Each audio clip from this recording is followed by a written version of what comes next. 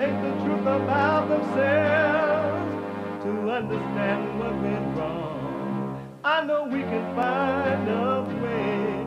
I know we can find a way. I know we can find a way to stand up, stand up, stand up.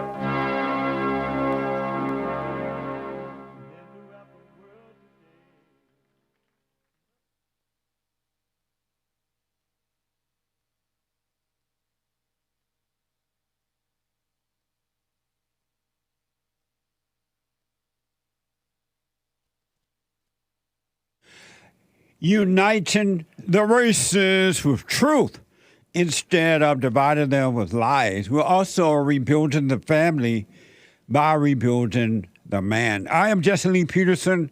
Good morning. Welcome to the show. It is Columbus Day today, a major celebration around the country, and maybe even around the world, but definitely around the country, except for some haters. Happy Columbus Day today. If it wasn't for Columbus, there would be no America. And then what? Happy Columbus Day. You can get involved by calling 888-7753-773. 888-77-JESSE. Jesse. Jesse. We have every way that you can watch and support the show listed on jesseleepeterson.com/show. jesseleepeterson.com/show. And if you're out and about, no matter where you are in this world, no matter what you're doing, fighting one another, whatever you may be doing,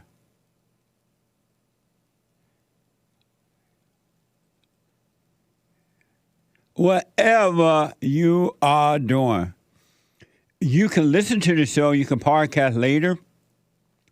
But since you're not able to sit and watch it live, you can listen to it on your iPhone or iPad by calling the listen line at 641-793-1500.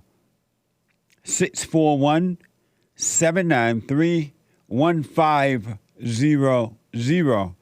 And don't forget to follow us, like, follow, subscribe, ring the bell, and all those good things. Follow us on rumble.com/Jesse Lee Peterson and Jesse Lee Peterson on Instagram.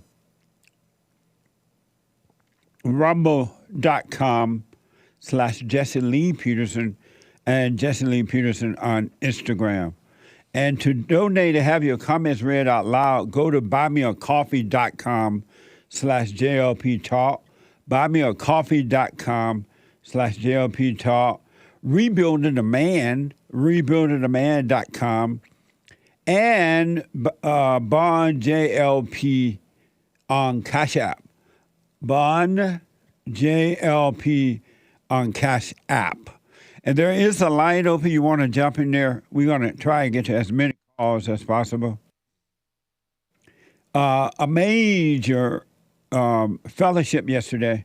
If you were not a part of it, you can podcast it at rebuildingtheman.com/church. rebuildingtheman.com/church. It was mind-blowing. It was a fellowship of all fellowships. All right? And we dealt with, amongst many things, or other things at least, we dealt with last week, biblical question. When you don't know what to do, why do you distort it by doing something? When you don't know what to do, why do you distort it by doing something? And the primary reason, long story short, that you distort it is because you're listening to the wrong source in your imagination. And that source is evil, and that source doesn't want that spirit, whatever you want to call it, doesn't want you to recognize that you don't know what to do. It wants you living in your intellect, which is not your own, by the way, but it wants you living in the intellect in order to deceive you, keep you busy, keep you away from knowing that you don't know what to do. And then it causes you to consult with your imagination. It causes you to consult with your imagination, trying to figure out what to do. And when you do, you make another bad decision. You're being distracted by evil, but you think it's you. That's why you do it.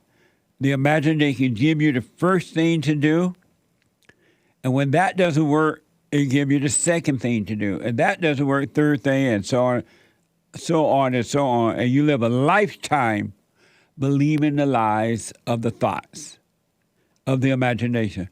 All thoughts are all lies all the time about anything. Right? But yet, you can spend a lifetime consulting the liar, the deceiver, the accuser, because you think that your thoughts are yours, or your own, and they're not. And if you really, really, really look at it, if you deeply get to know yourself, you're going to see that in your whole lifetime, you have never gotten the right answer from thoughts, from the intellect. Every decision that was made by the intellect and you took hold of it, always been wrong. It cannot be right because there's no right in it. For those who are married, the person you are married to is the wrong person because you pick that person, that woman or that man, you pick them based on thoughts and feelings. That's why you fight once you get married. You start dating for a while, the little fight starts, but it's not as bad because the thoughts tell you, oh, we get married, it'll be better.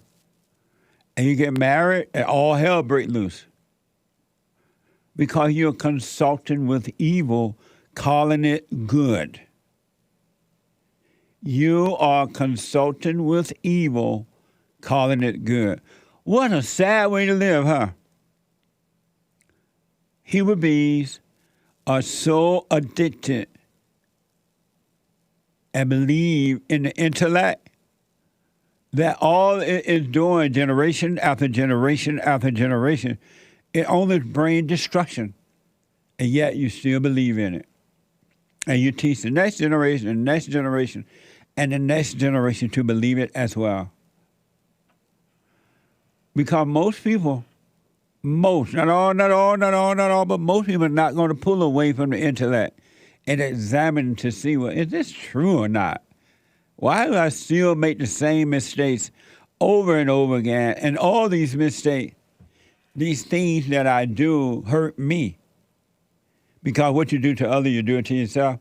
It hurt you. Look at a person that's always complaining, or complaining, period. Zero, period. The reason that they are complaining because they're hurting.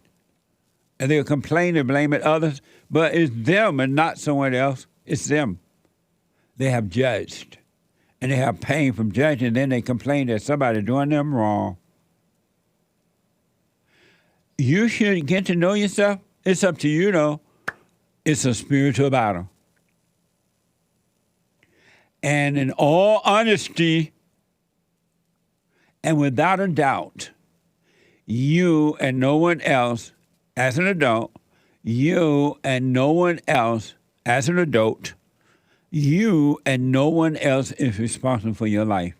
Only you. Only you is responsible for your life. And there's a spiritual rule, a spiritual order that only you is responsible and only you can do something about it. You can't take a friend, a family member, a child, a husband, or wife, or anything along this journey with you, the spiritual law says you must travel it alone. Only you're responsible. Nobody else can make it right. You have a choice. You can stay in your hell, or you can enter into heaven right here on earth. It's up to you, really. And I do understand that most people love their hell, and they want to stay in their hell right here on earth. And when they drop their bodies, they want to live in their hell for eternity because there's no way out, right? Once you drop the body. You drop your body in hell, you're going to stay in hell. You drop your body in heaven, you're going to stay in heaven. It's up to you.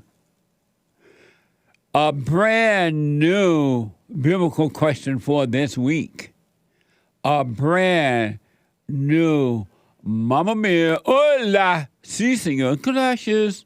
Biblical question for this week.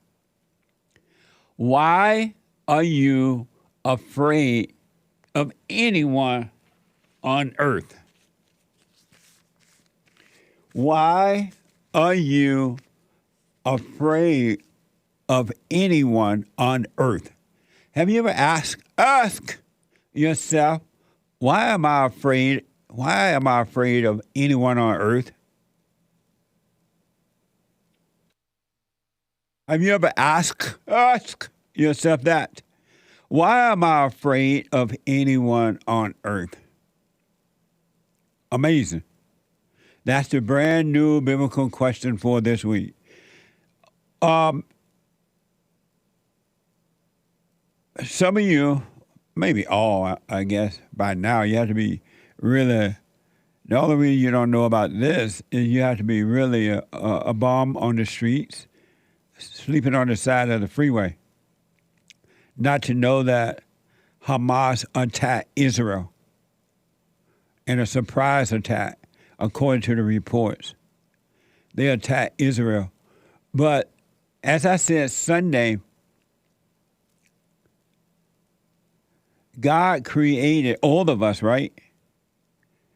And he created us in order to express love through us, to be a light of this world, to be of him. We're all from the same source. And I know that everybody are divided and they living in their own imagination that they're a different culture, they're different that, and they're different this. So you feel like you're special and you're different, but you're not.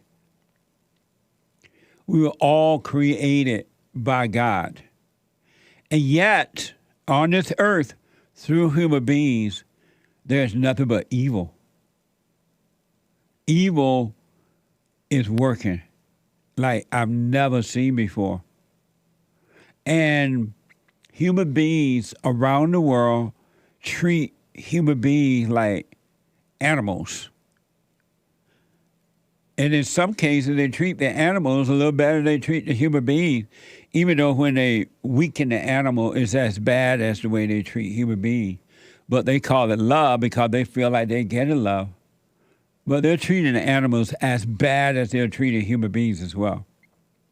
It's like when a mother spoils the children or child, she is treating the child with evil. Or a father does it. He's treating the child or children with evil. It's the same spirit, right? But rarely, and very rarely, do you see love on earth.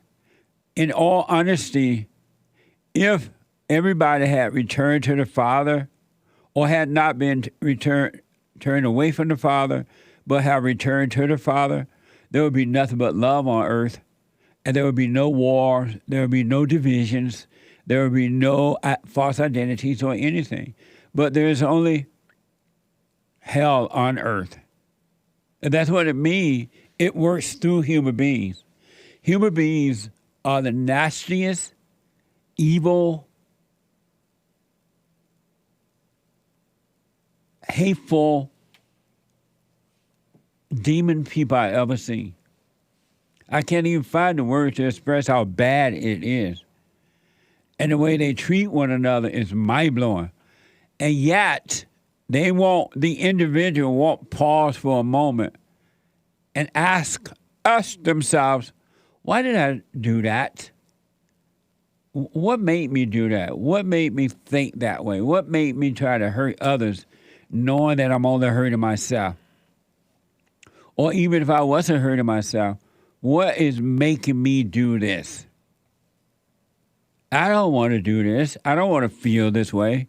I don't want to have fear. I don't want to have loneliness or doubt. I don't want to attack my fellow man. What is making me do it? I don't want to attack my wife or the wife. I don't want to attack my husband. What is making me do it? It's the darndest thing I ever seen, in that human beings won't question themselves. They're quickly to blame others for the way that they feel. And they think revenge is the answer, and it's not. When you try to get revenge against others, you're doing it to yourself. And lo and behold, on you. I remember going over to Israel. We went over there. I went once, and then we took a second crowd back. I didn't go the second time. And it was amazing to see Israel, first of all, because you read about it in the Bible. It was like walking through the Bible when you were going through Israel. It was amazing. Everyone should visit Israel before you die. But it was amazing in that Israel has given up so much land to the Palestinians, things that they have been asking for and claiming, and Israel have given it to them. And the more Israel give to them, the worse the Palestinians get. The more they hate the Jews. The more they hate Israel. And there were cities that that Israel had given over to the Palestinians, and instead of the Palestinians taking care of it, keeping it going, making it look good, improving on it, they were sitting there looking across the road at Israel, mad at Israel. And Israel like, we gave y'all everything you asked for. What else do you want? And they won't do anything to what they have. They won't build on it. They just destroy it. While right across the road, Israel is beautiful, right? Law and order and clean and doing the little holy thing to God and just amazing. But the Palestinians sitting right there, the city of David and other areas, just mad. And the more you give them, the worse they get. And I realized then that it's not about the land. It's not about what Israel is or is not doing to them. It's about killing the Jews. It's about pushing them into the ocean. They're never going to be satisfied until, and then they still won't be satisfied if they were able to push every Jew into the ocean and destroy the whole region. And then you know what will happen? Because their hearts are wicked, they will turn on one another. That's just the way it is. That's what evil does. And so now there is an attack happening in Israel. According to AP, Hamas militants stormed into nearby Israel towns in an unprecedented surprise attack during a major Jewish holiday. And I'm surprised that they were able to do a surprise attack on Israel because they have probably, now that our military is so weak, they have the strongest military, a military that is very alert. So I'm surprised that they had if it was true that they had a surprise attack. But during a major Jewish holiday on Saturday, it was a surprise attack, according to AP. Watch this compilation. Palestinian militants from the armed group Hamas launched a surprise coordinated attack on Israel by land, sea, and air on Saturday morning. With hundreds killed, the attack is the largest and deadliest in years and prompted an Israeli declaration of war. Citizens of Israel, We are at war. The enemy will pay an unprecedented price. We are at war, and we will win it. At around 6:30 a.m., the attack began with a barrage of rockets. The video released by Hamas shows its fighters breaching the border fence and attacking the military base there. By 7:30 a.m., Israelis began seeing groups of Palestinian militants arriving in towns and cities. In the city of Sderot, Palestinian militants clashed in the streets with Israeli police and military. By late morning, Palestinian militants began destroying sections of the border barrier.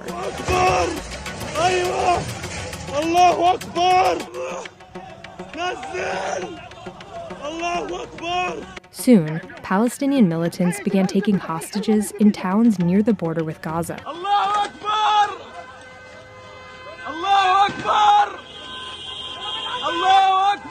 Kidnapping whole families and marching them barefoot through their own neighborhoods. This woman screaming for help as she's dragged away into Gaza. Many hostages were taken back to Gaza and driven through the streets. Israeli jets launched retaliatory strikes in Gaza, killing and injuring similar numbers of Palestinians. Hamas said their attacks were only the beginning of a long war. Amazing, huh? And for what? This is evil. This is evil. What do they expect to gain by doing that? And the interesting thing, in your own world, your world right here in America and around the world, but in your own circle, in your own world, you're doing the same thing to yourself and others. It's no different. It's the same spirit. The Palestinian hatred for the Jews remind me of the black people hatred toward the whites. It's the same thing. White people have given in Africa and America and other places have given the blacks everything they asked for over the last 70 years or so, maybe longer, maybe shorter. And what has it done? Only made the blacks worse. They hate them more. And if they can attack, and they are attacking the whites in the same manner that the Palestinians are attacking the Jews, they would. And they are doing it. In America, look at South Africa, they're attacking the white. It's the same spirit, folks. It's evil.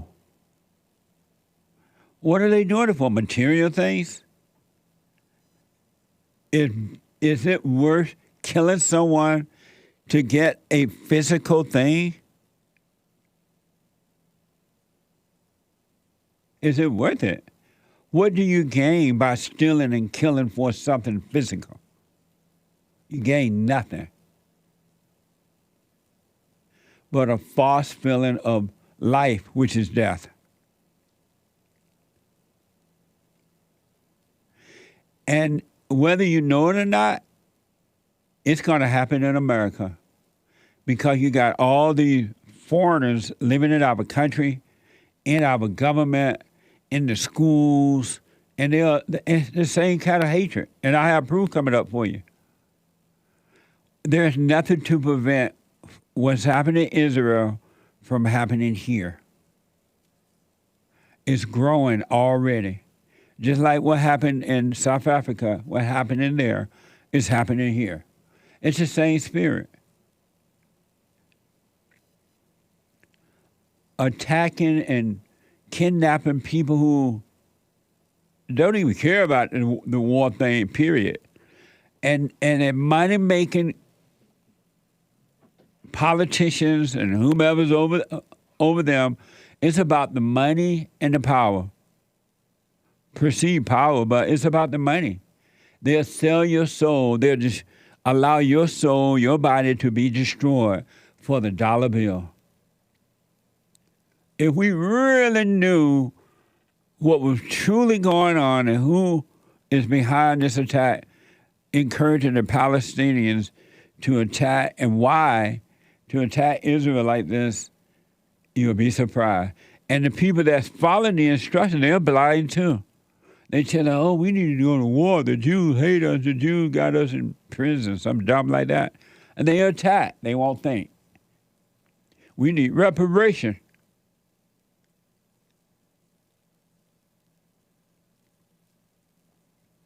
going into the people's neighborhood, kidnapping them and dragging them through the streets. Amazing, huh? It's the same spirit. This is hell on earth, operating through human beings. The human heart is wicked. And if you really look around you, look in your family life, look at your life, you're doing the same thing to one another. You just don't have machine guns yet, but you're doing the same thing. That's evil. You're looking at evil. What we just showed you in that video was nothing but evil. It was wrong. Breitbart is reporting the attack have reportedly left 700 people dead and 2,315 wounded. Israeli military response have led to the death of 198 Palestinians and 1,864 people injured. And Jihad claimed the terrorist group has over 30 Israeli hostages in Gaza. And these people tearing down the fence, running down the road, shouting Allahu Akbar. And I think that's supposed to mean they're God. What kind of God is encouraging them to kill others like that? They just been trained to say Allahu Akbar. Isn't that amazing? And whether the Christians and the Jews know it or not, I guess the Jews knows it now for sure, but you're hated by Allahu Akbar people. The Christians and Jews are infidels and worthy of death, according to their little Quran thing and what they teach. And whether they cover it up or not, until they come out in numbers saying, oh, we're sorry, that was wrong teaching, we're all the same, we're not going to see you that way. I would not believe them. It's up to you, though. The NY Post, New York Post, and NBC is reporting that at least 3 Americans have been killed in the attack, and several other U.S. citizens are still unaccounted for. The U.S. military is moving an aircraft carrier's Strat group closer to Israel as a show of support and will begin supplying Israel with military supply. Israel, you cannot rely on this country anymore. Not now. You cannot rely on them. And I'm sure you know that. One good thing about this whole mess is that they got Israel have the right man in charge right now. You better be glad he came back. Netanyahu, they have the right man in charge.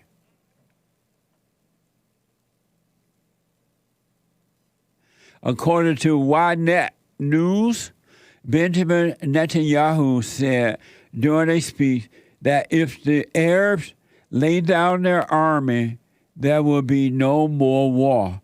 But if Israel lay down its weapons, there will be no more Israel. If the Arabs lay down their armies, there will be no more war, according to Netanyahu. And if Israel lay down its weapon, there will be no more Israel. I believe that. What a mess. This is evil. Our battle is a warfare between good and evil. You just put fancy names on them, but it's evil. It's happening in your life and every human being until they return to the Father. A quick break, 888-7753. 773 888-77 Jesse. Back in a moment.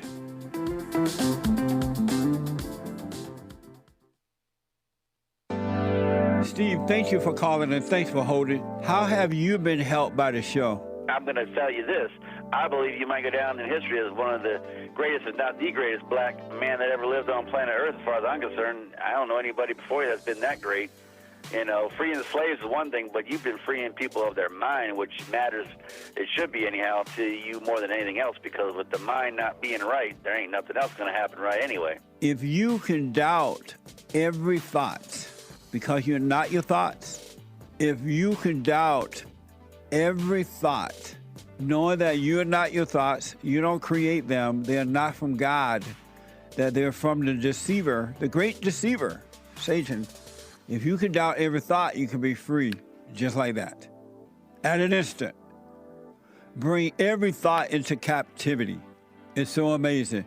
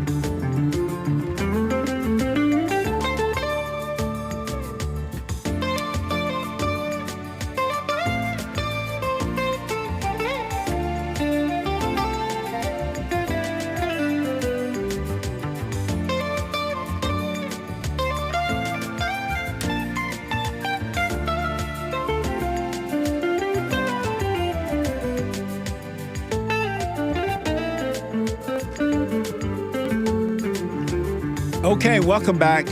There is a line open at 888-7753. 773-888-77 Jesse. Quick announcement. The Hake Report is coming up at 9 a.m. this morning. TheHakeReport.com from 9 to 11. H-A-K-E report, right? The guy with the good hair. And then at noon, the American Anchor Baby.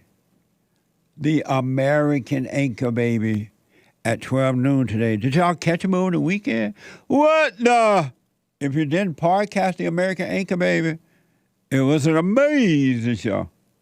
All right, podcast it. I'm going to get to your calls here in a minute. I was thinking, it's amazing how you can tell when people are weak. It's when they blame someone else for their life, what's happening in their lives and to their lives. Weak people always blame. And you can tell weak people because they're always hating somebody else and blaming someone else. If you're not weak, if you knew yourself, you would never blame anyone for anything. Because you will be in control of your own life. But unfortunately, I don't know if it's unfortunate or not. Somebody blaming somebody else. There is the white one that can't stand the black one. There is the black one that's hating the white one. There is the white one that's hating the Jewish one. There is the Jewish one that hating the Palestinian one. There is the Palestinian one that hating the Jewish one. And so on and so on. Every race blames somebody else. Don't you know that's dumb? Why don't you know that's dumb? Why don't you know that it's dumb? Oh, because you don't know yourself. Know thyself, all the blame game will end. It will end. Jealousy and strife. And how come you don't know that that's evil? It ain't good. It's not love. Where is the love in that? And why do you rejoice at other people's misery? Something wrong with that too. And I know most people don't want to hear it. I know you love your misery. I know you love your suffering. and you get a false sense of life when you see others suffer. So I do understand it, but there's a few who are overcoming that. And that's just the way it is. Most people love evil. Most people love their misery. That's why they love imposing it on others. Amazing, huh? So before, I just want to finish up with what's happening in Israel.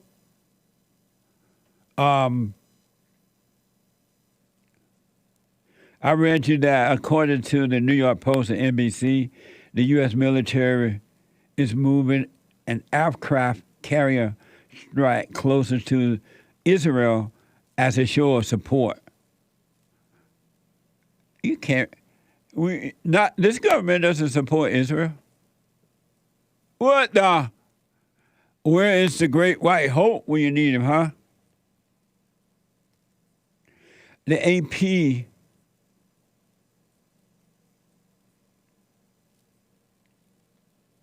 and I want to show you, I want to show you an example of celebrating evil. Every human being has the spirit. Every human being has the same spirit. They celebrate evil and call it good. This is from AP, Breitbart, and New York Post. Backers of the Palestinian cause held rallies in several American cities Sunday, including Atlanta and Chicago.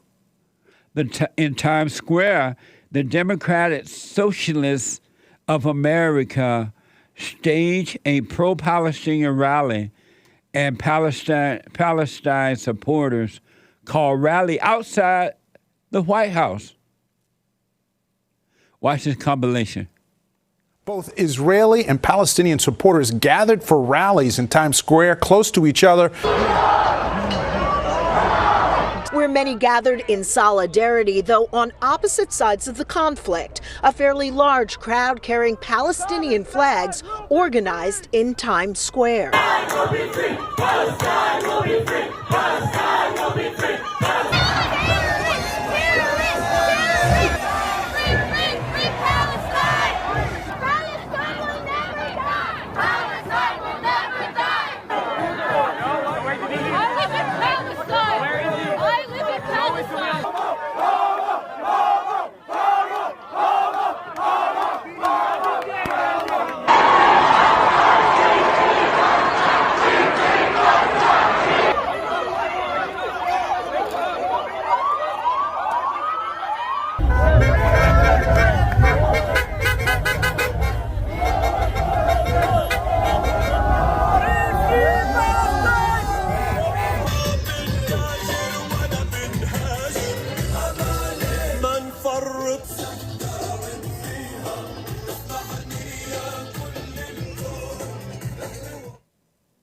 Amazing. See, we let these people in our country, they bring their same hell into our country. These people got to be doing this in our country.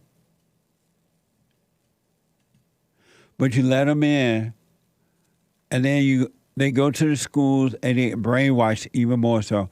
I guarantee you, if you ask most of those people at all those rallies, why are you really protesting? What's going on?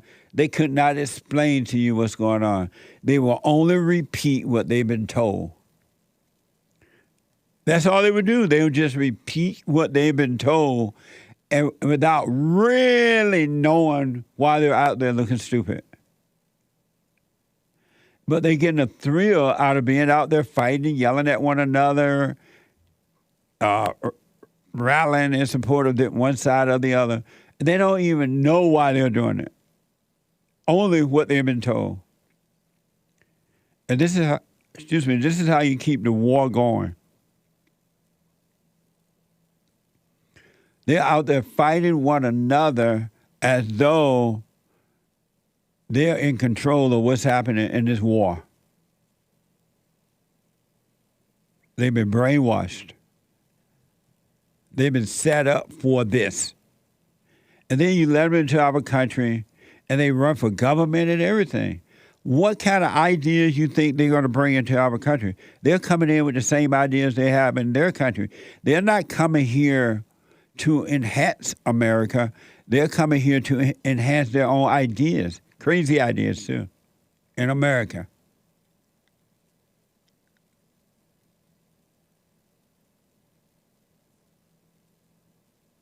Amazing, huh? I would suggest you hurry up and wake up to the evil inside of you, and that will cause you and protect you from the evil inside of others. You haven't seen anything yet. It's going to get worse.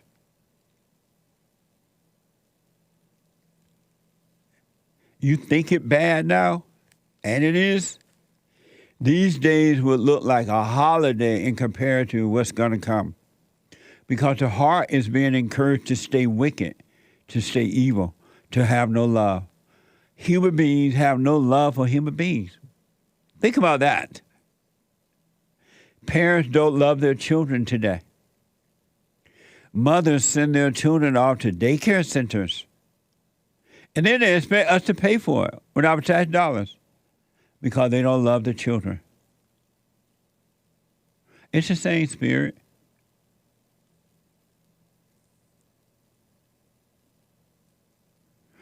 New York Post, the DSA, Democrat Socialists of America. Did you ever imagine that one day in our government we will have people calling themselves Democrat Socialists of America? We're not a socialist country, at least we're not supposed to be. It's quickly going down that road, though. According to New York Post, DSA, Democratic Socialists of America, is the party of Ilhan Omar, Cori Bush, Rashida Tlaib, Alexander Cortez, and Jamal Bowman. And Jamal Bowman is the guy, I believe, that pulled the fire alarm because, according to the report, he was trying to stop a vote on whether the government should shut down or not. These people in our government, they are not just outsiders looking into the looking on at the government. They're in it. These foreigners are in our government. What do you expect them to be like? They're socialist mentality, emotions, and everything. Their hearts are wicked. And you let them in our government. This woman, Ilhan Omar, this female, she came here as a so-called refugee.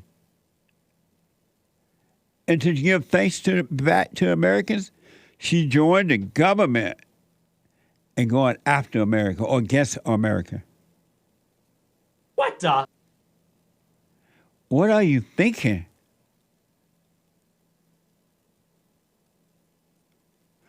Post-Millennial reported, Cori Bush said, I urge an immediate ceasefire and de-escalation.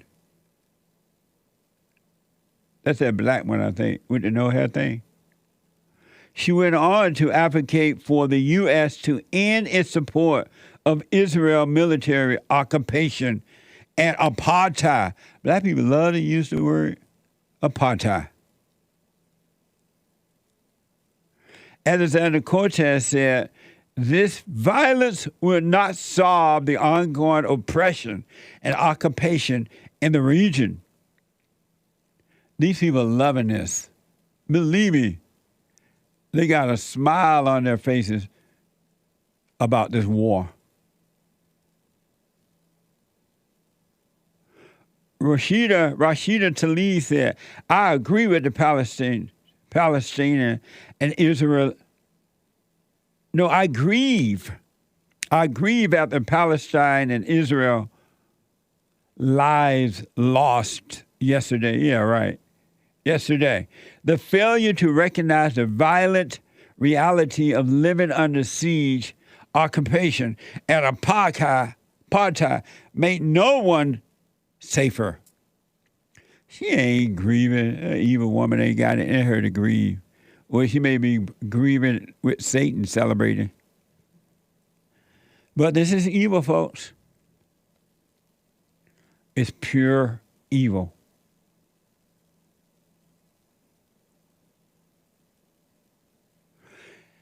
Uh, 888-775-3773. I'm telling you, it's gonna get worse. And the only ones that are gonna be free from it, safe, and not afraid of it will be the ones who overcome evil within yourself. Your heart changed from anger to love.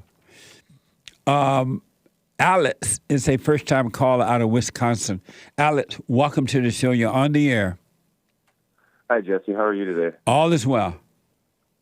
I just want to say, first off, that you really are a blessing for people striving for the truth. I appreciate all you're doing. Thank you. I have two questions for you. You're welcome. My first question is has to do with the recent Israeli-Palestinian conflict, as we were just talking about. What are your thoughts on a possible military draft? If there is one, which some people have been talking about, then do I go and willingly fight with the Palestinians or Muslims or Jews or whoever, you know? You know, in all honesty, it's up to you. If you want to do it, you do it, of course. But our military is weak and it's against anyone that want to be strong and do the right thing. It's not a good, do what you want, of course, but it's not a good time to be joined in the military. And I would never recommend it at this time. Sure. But what if there's like a forced conscription, like a forced military draft? And what are your thoughts on that? Just go there and fight in the desert? I would wait and see if that happens and then deal with it accordingly. You can't make decisions before things happen. Thanks. Appreciate that. Can I ask you one more question? Yeah. I was for a while kind of watching your show and working on myself. I was kind of a beta and had a child with a woman before marriage. And things obviously didn't work out, and she wouldn't obey me and blame me for her feelings, and et cetera, et cetera. I just want to ask you should I just stay away completely? A good career. I still have partial custody of my daughter. Should I stay away completely, or is there any reason that I should ever try to go back and make a family with her? You have custody of your child, you say? I have rights to have my child. Oh. So it's back and forth. Nice. And you want to know if there's a reason to go back to the woman? At all. What? Can you think of one reason to go back?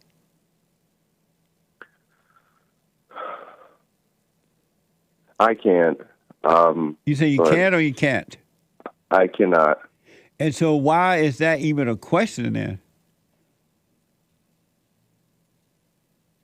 Yeah, you're right. No, that was a question. Because there's something inside of me that just makes me want to, I guess, take another attempt at hell. Probably. I'm not sure. And what's inside of you that making you even think about something like that? I don't know, just the thought of my child having a both parent household, and maybe sorry about that, maybe her changing or something like that, which probably won't happen, but just those things kind of pique my thoughts. How old is your child? My child is 1.5. And so it's a daughter, you say? Yep. Babe. She has you. Why does she need anything more? Or anyone more? I guess she doesn't. If I were you, do what you want, of course, I would start paying close attention to the thoughts in my mind. And at some point you would learn, or you would understand that all thoughts are lies, And all they ever do is lead you from one lie to another lie to another lie, another lie. And they just keep you in hell until you finally destroy yourself. I would recommend you stop consulting with your thoughts, because it's the one that got you in trouble to make the baby out of wedlock. And then it's trying to keep you in the same hell to destroy you. Yes, sir. If I tell you, oh, maybe you should get back with her, and oh, maybe this will happen. Oh, you can't save anyone. You only can save yourself by working on yourself. That makes sense. I'll continue to do that. Yeah, and I would just stop consulting with thoughts, and you'll see the right way to go then. All right. Well, I appreciate you answering my questions. Amazing, Alex. Stay with it. Work on yourself, and the light will shine, and it will guide you right from you to your daughter, and you guys will have an amazing life. Thank you, Jesse. Have an amazing day. Shouts out to you and the crew. All right, buddy. Same to you. Thank you. Why keep consulting with the same thoughts? 888-7753-773. Let me go to Evan out of Cincinnati. Evan, welcome to the show. You're on the air. Hey, Jesse, good morning. It's actually Connecticut, but that's funny because I've always wanted I'm sorry. Yeah, it is Connecticut. You're right. Yes. I've always wanted to live in Cincinnati, though. But anyways, I had a question about, you had a caller the other day that said he was asking you questions about being obligated to his father to hang out. Okay. Not sure if you remember that, but basically, I'm kind of going through the same thing with my family. And I don't want to draw it out too much, but basically I'm having the same problem of feeling obligated to my dad. And I'm curious if it's a bad thing to want to ignore family members. Not necessarily him, but more so my mother and brothers. And so you feel the obligation to hang out with them? Not hang out with them, but now that they were the kind of family that didn't really want me to get out on my own. Right. They're like, oh, save your money and all this stuff, and kind of like set me up to be their, I don't know, caretakers or something. And I'm out and have my own house and everything, of course, but I feel obligated to hang out with them sometimes and pick up their calls. And last night they were calling me like 10 times in a row per person. It was like a group of 3 people calling me 10 times in a row each. And I'm just trying to enjoy my Sunday night, and they're just blowing up my phone. Did you answer? No, I didn't answer at all. Oh, good. Are you able to hold for me? Sure. Let me take a break. Interesting question. Let me take a break. 888-7753-773. 888-77-JESSE. 2 more hours to go. Hake is coming in with the Hake news, not the fake news, but the Hake news. And I'll be back in a moment.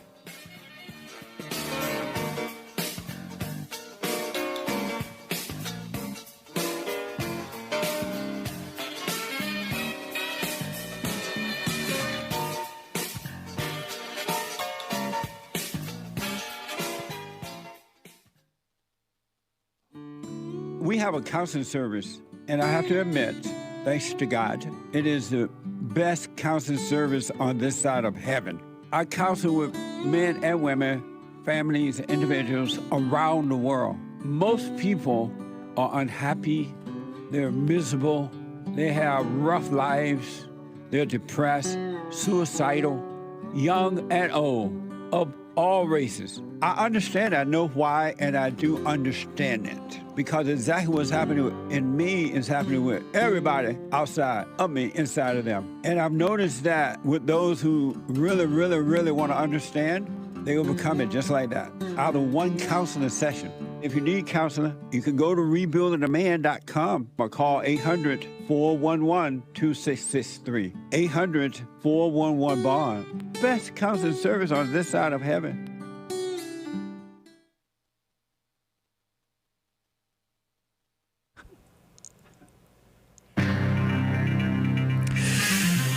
Happy Columbus Day, everybody. And also there's a war that you may have heard about on the Jesse Lee Peterson Show, Israel-Palestine war. This is the end of hour 1 of the Jesse Lee Peterson Show. It is Monday. Everybody loves Mondays. October 9th, 2023 AD. Stay tuned for hour 2. Jesse Lee will be right back to your calls. There is one line open. You can call in right now to get on hold, to get on air with JLP. But first, Hake news, not fake news. Actually, you can call during Hake news. It doesn't matter. Happy Columbus Day to the Italians, the Spanish, and the America-loving people. Several corrupt kiss-up states, according to Commie Nonsense Network CNN, today will commemorate so-called Indigenous Peoples Day, a so-called holiday, not very holy though, that came about as an alternative to Columbus Day. It is a chance to reflect on the legacy, or legacies? What legacy?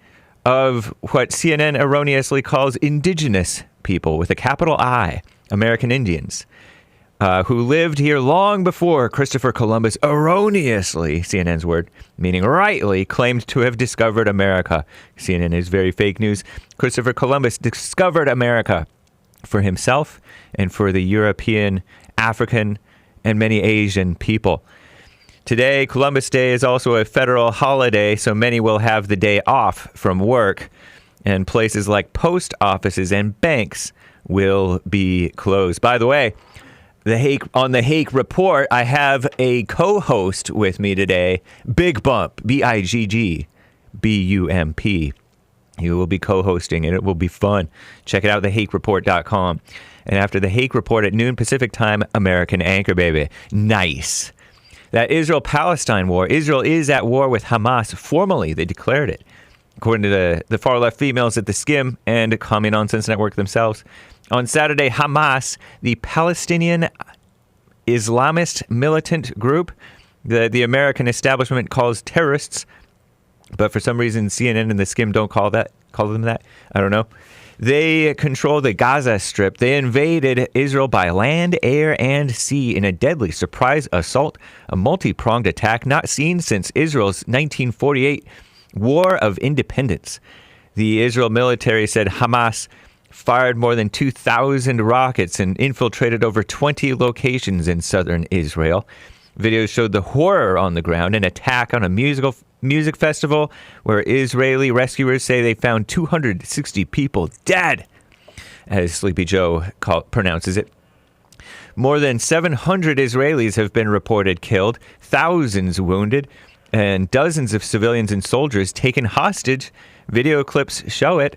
Hamas claims that they're holding more than 100 hostages, including Israeli army officers. Hamas says that the attack is in retaliation for years of occupation and violence, including a recent police raids on the Al-Aqsa Mosque in Jerusalem. Now the attack has led to some of the most violent and deadly days Israel has experienced in decades. Israel's retaliating with airstrikes, reportedly killing more than 400 Palestinians and injuring thousands of others. The country's also formally declared war on Hamas, with Israeli Prime Minister Benjamin Bibi Netanyahu vowing to inflict an unprecedented price. It's not clear if that'll include a ground invasion of Gaza. Meanwhile, the Israeli government faces serious questions over how the surprise attack could have happened, suggesting an intelligence and security failure. Some have also questioned whether Israel's judicial overhaul may have played a role. Many fear the fighting could spread, particularly after Hezbollah, the militant group in Lebanon, launched rockets in solidarity, communist buzzword, with the Palestinian resistance.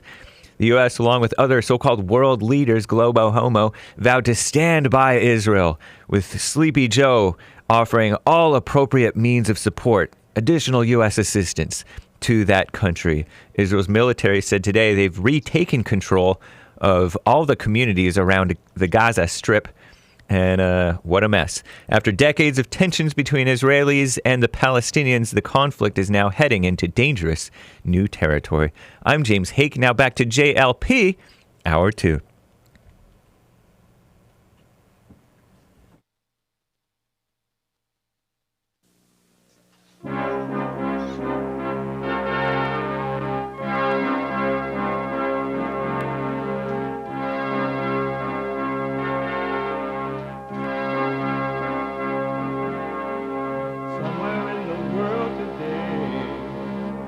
Sinners got to stand up strong, face the truth about themselves, to understand what went wrong. I know we can find a way. I know we can find a way. I know we can find a way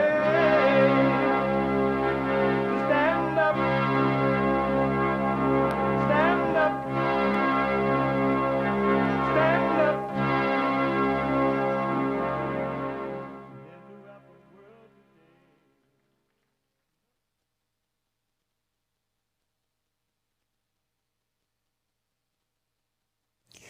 Uniting the races with truth instead of dividing them with lies. We're also rebuilding the family by rebuilding the man. I am Jesse Lee Peterson.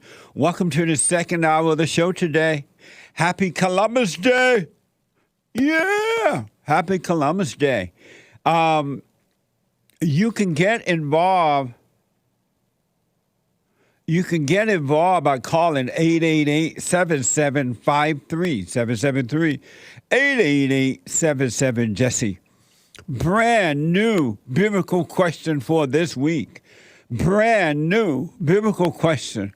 Why are you afraid of anyone on earth? Why are you afraid of anyone on earth? Why? You ever ask yourself that? We have every way that you can watch and support the show listed on jesseleepeterson.com/show. jesseleepeterson.com/show. And if you're out and about fighting in a war or whatever you might be doing, swimming across the borders, foreigners protesting in our country over mess, you can be listening to the show anywhere in the world on your iPhone or iPad by calling the listen line on TalkStream Live at 641-793-1500. That's 641-793-1500. Don't forget to follow us on cozy.tv/JLP. cozy.tv/JLP and JLP Talk on X. JLP Talk on X. And to have your comments read out loud, to donate to have your comments read out loud, you can go to Bond JLP Cash App, or buymeacoffee.com/JLP Talk. buymeacoffee.com/JLP Talk, and rebuildingtheman.com. I want to go, if you missed the first hour, you can podcast, and be sure you do, about what's happening in Israel right now with this attack on Israel. It's a mess. And it's only going to get worse in America and everywhere else. It is being set up to get worse, not to get better. All the wrong people in the right places to make sure it doesn't get better. Can you imagine? We have foreigners in our government that is against us and not for us. We have foreigners in our country protesting, talking about Allahu Akbar. Can you imagine it? Just think about that, knowing that Christians and Jews are infidels in the minds of these people. They've been taught that they hate us. They hate us. I want to go quickly back to Evan out of Connecticut. And let's see here. Evan. Hey, Jesse. So you want to know if you're obligated to respond to your family members and things like that, right? Yes, but more so, am I at liberty to just ignore them? 100%. Great. And well, that's good. And you, to get better in life, to be free of that, you should overcome the pain of obligation. You're feeling obligated, guilty because you've been made to feel that way while growing up. Your mama or somebody made you feel that way. But you're only obligated as an adult for your life. You're not obligated for someone else's life, period. Yeah, agreed. And I had to go through that the other day when telling my dad that I did not want to hang out because he always wants to when my mother goes away somewhere. Yeah. Because then he's stuck at home with my oldest brother who they've basically decided that they're going to take care of him the rest of his life. Amazing. They are taking care of your awful. brother? They taking care of your older brother? Yeah, he's 7 years older than me. Oh. He's 30-something. Amazing. Yeah, no. And I want you to know, too, and it's up to you, but I want you to know it's abnormal to feel a thing called obligation. That's just all ego, and it will make you do things that you don't want to do, and then you'll hate yourself for that, and it'll just bring your life down. The real love is love that you don't feel. And if you want to do something, you do it. If you don't, you don't. And you feel nothing about it either way. You don't feel good about doing it, and you don't feel bad about not doing it. And so that's an ego aspect that you have to overcome. Well, that's a relief because I feel like for the most part I have peace in my life, except when it comes to when I have to deal with my family, especially around the holiday season, because I'm perfectly fine if I were to spend Christmas by myself alone. Yeah. But everybody else freaks out and tries to get me involved in their drama and their plans and that kind of stuff.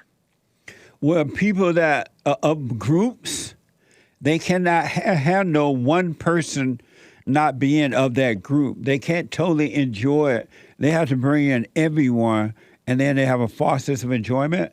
But they can't handle seeing that you are an individual. And so they join groups so they can try to draw you back into their hell. I wouldn't fall for it, but it's up to you. Okay, I'll take that advice. Yeah, it was making me sick to my stomach last night when all these adults who are much older than me are spam calling me over and over and over again. Why don't you block them? I guess I could. I don't know why I don't. But it's never been this bad and all at once before. So maybe that's something I'll have to explore. It reminds me of the blacks. They are on the plantation of the Democratic Party. And if one black should escape the Democratic Party, the whole group go after them. They call them names. They try to get them and pull them back into, they say you're trying to be white. And they call you all kinds of names because they can't handle one person escaping the plantation. And that's how it is with your family. When you escape this false idea of family, they go after you because they have to bring the escapee back, and they call it Underground Railroad. Well, that's for sure, because I was the first one in my family to realize that it was my mother to blame. But I mean, my father's obviously caused a lot of destruction too, just because he's got a really feminine spirit from his mother. Yeah, absolutely. Well, just forgive them. Don't resent them. They cannot help it. They can't see. But you go and live your life, and when you feel any type of emotions, period, whether so-called good or bad, that's just a sign for you to overcome that. It's not a sign or a time to give into it. Okay, great. So I'm good to just stay away then? Yeah, but you need to see it for yourself so you know, and you definitely do not want to be driven by guilt. Yeah, that's for sure. And if you're not going to block them, you should be honest with them. I need y'all to stop calling me, stop harassing me. If I want to come over, I will. If I don't, I don't. But I won't. But and then if they don't do it, just block them. Nice. That was my next step anyways, if I did get into a scenario where I was talking to them, and just tell them, say, hey, guys, you got to give me my space to stay away from you because you're stressing me out, kind of thing. Well, don't tell them they're stressing you out, because you should not be stressed, period. Just say, hey, don't do it anymore or I'll block you. Oh, okay. All right, I'll do that. But don't tell them you're stressed because they'll use that against you. Oh, good idea. Appreciate that. All right? Well, that's all then. All right, sir. buddy. I wish you well. Same to you, Jesse. Take care. Are you doing the silent prayer every morning, every night? No, not every morning and every night. Well, then suffer and die. What the? Yeah, I'm suffering. Why aren't you doing it every morning? Because evil is always trying to draw you in. Why aren't you doing it every morning, every night? I'm not doing it every morning, every night because I'm probably not done suffering. Yeah, you love it. Yeah, I suffered quite a lot in the past year. Probably shouldn't have just because it was over a woman, but other than that, I just drift into my thoughts about that. But I know it's wrong for me to. I know I'm not going to have peace until I do it. Yeah, if you want perfect peace, you're gonna have to let go of the illusion of the imagination. Yeah, I have heard you say if you're not totally committed to doing it, don't start because it is a lot. It is very, very hard to get back into the silent prayer, especially if you've stopped and started as many times as I have. Yeah. Well, the last thing that the enemy want you to do, meaning the spirit of evil, the last thing the spirit of evil want you to do is to be still and let go. It knows that if you ever did that, it has to depart from you.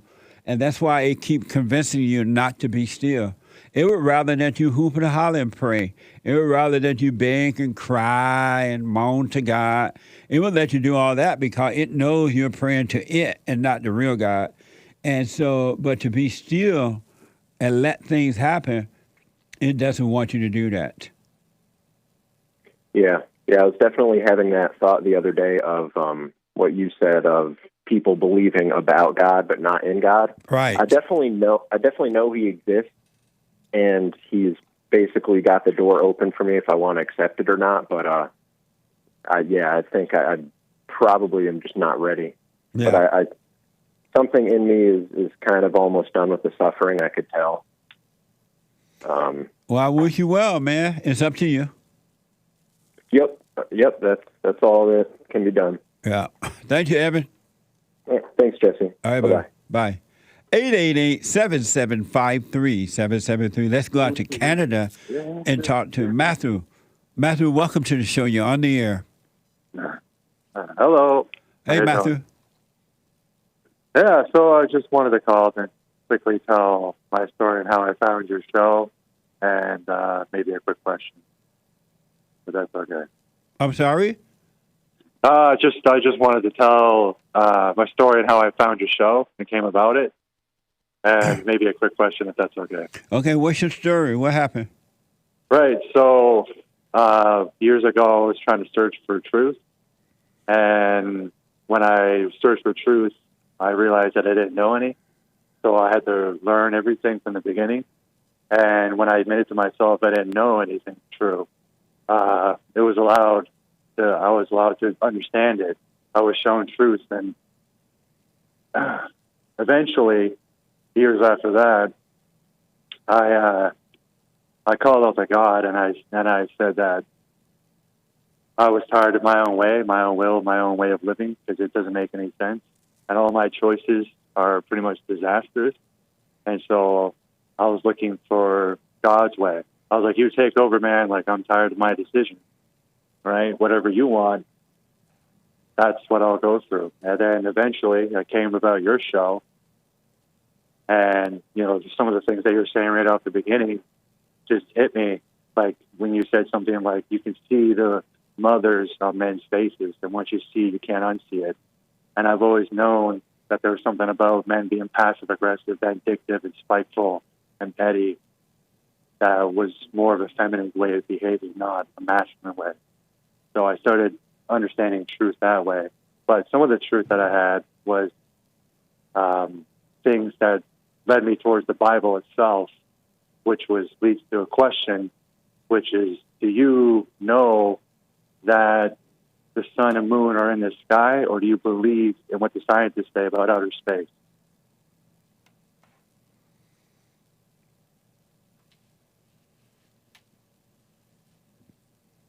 Is that a question? Yeah. That was the end. Oh. It was a story, and then at the end it was a question. And what's the question? Right. Do you know that the sun and moon are in the sky, or do you believe what the scientists say? Well, I just go about what it looked like when I look up there and see it. And what do you see? I see the sun, and at night I see the moon when it's out. Right. And do you trust your own perspective, your own eyes? I don't. Does it see far away, or does it seem really close to you?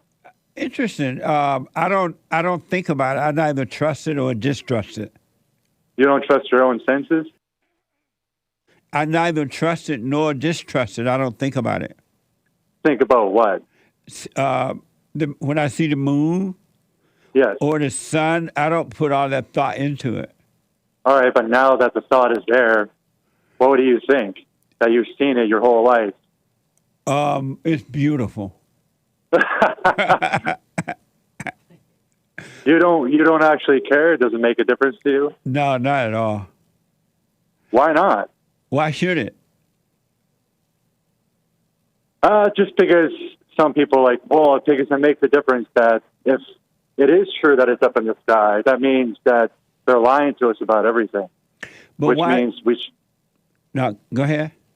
No, that was it. It means that we're being lied to about our own reality, which means they're controlling our reality by telling us lies. But why can't you just see it for yourself and appreciate the light that comes from it? Because I'm curious to why God hasn't revealed that to you, why that hasn't been revealed to you. Because he has revealed it to me. He said, hey, Jesse, that's the sun. It gives off light in the daytime. That's the moon. It gives off light sometime at night. I'm not. Why is this? God has revealed that to you? Yes. And what did he reveal to you? That the sun is in the sky.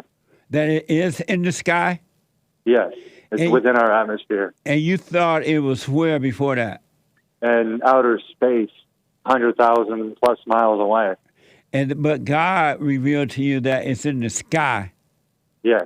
Meaning that it's closer to you than what you think? Yes. Oh, I it's see. Within the atmosphere. And it's within our atmosphere. It's probably maybe 1,000 kilometers plus away. Maybe not hundreds of thousands of miles away in outer space. And so, since it's so close, are you able to travel to it? Possibly, but I don't think it's something that you could land on. I don't think it behaves in any type of way, shape, or form that we're told it does. And why was that so important to you that God needed to reveal it to you?